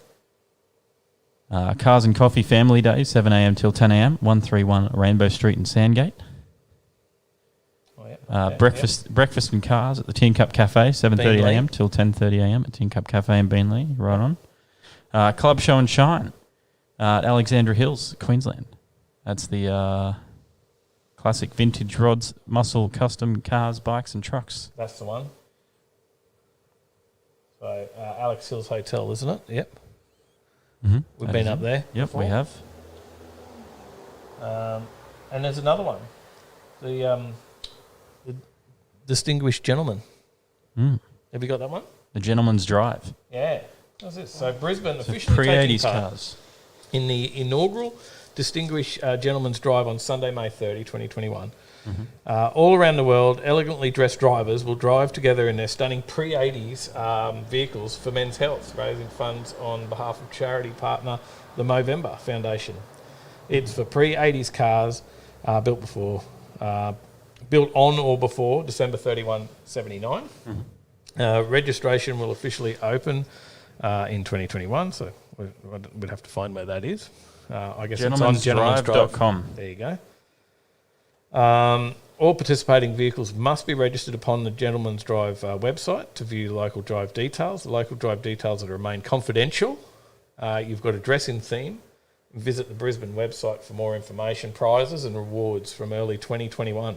It is now in September, this one. Oh, has it moved? Yep, September 26, 2021. Oh. On their website, you can register. You can register for it from August. Oh, 2021. okay. So don't go to that on Sunday. No. Damn it. You do have to register as well. So head to the getting website. excited for that. Because that's when they started off with just the motorbikes riding around, wasn't it? Yep. Yeah, Nice. really cool. It's Yeah. a good concept, that one. I thought. Well, that's it. September. Right. That's I've got time to plan that one then. Right. Yep.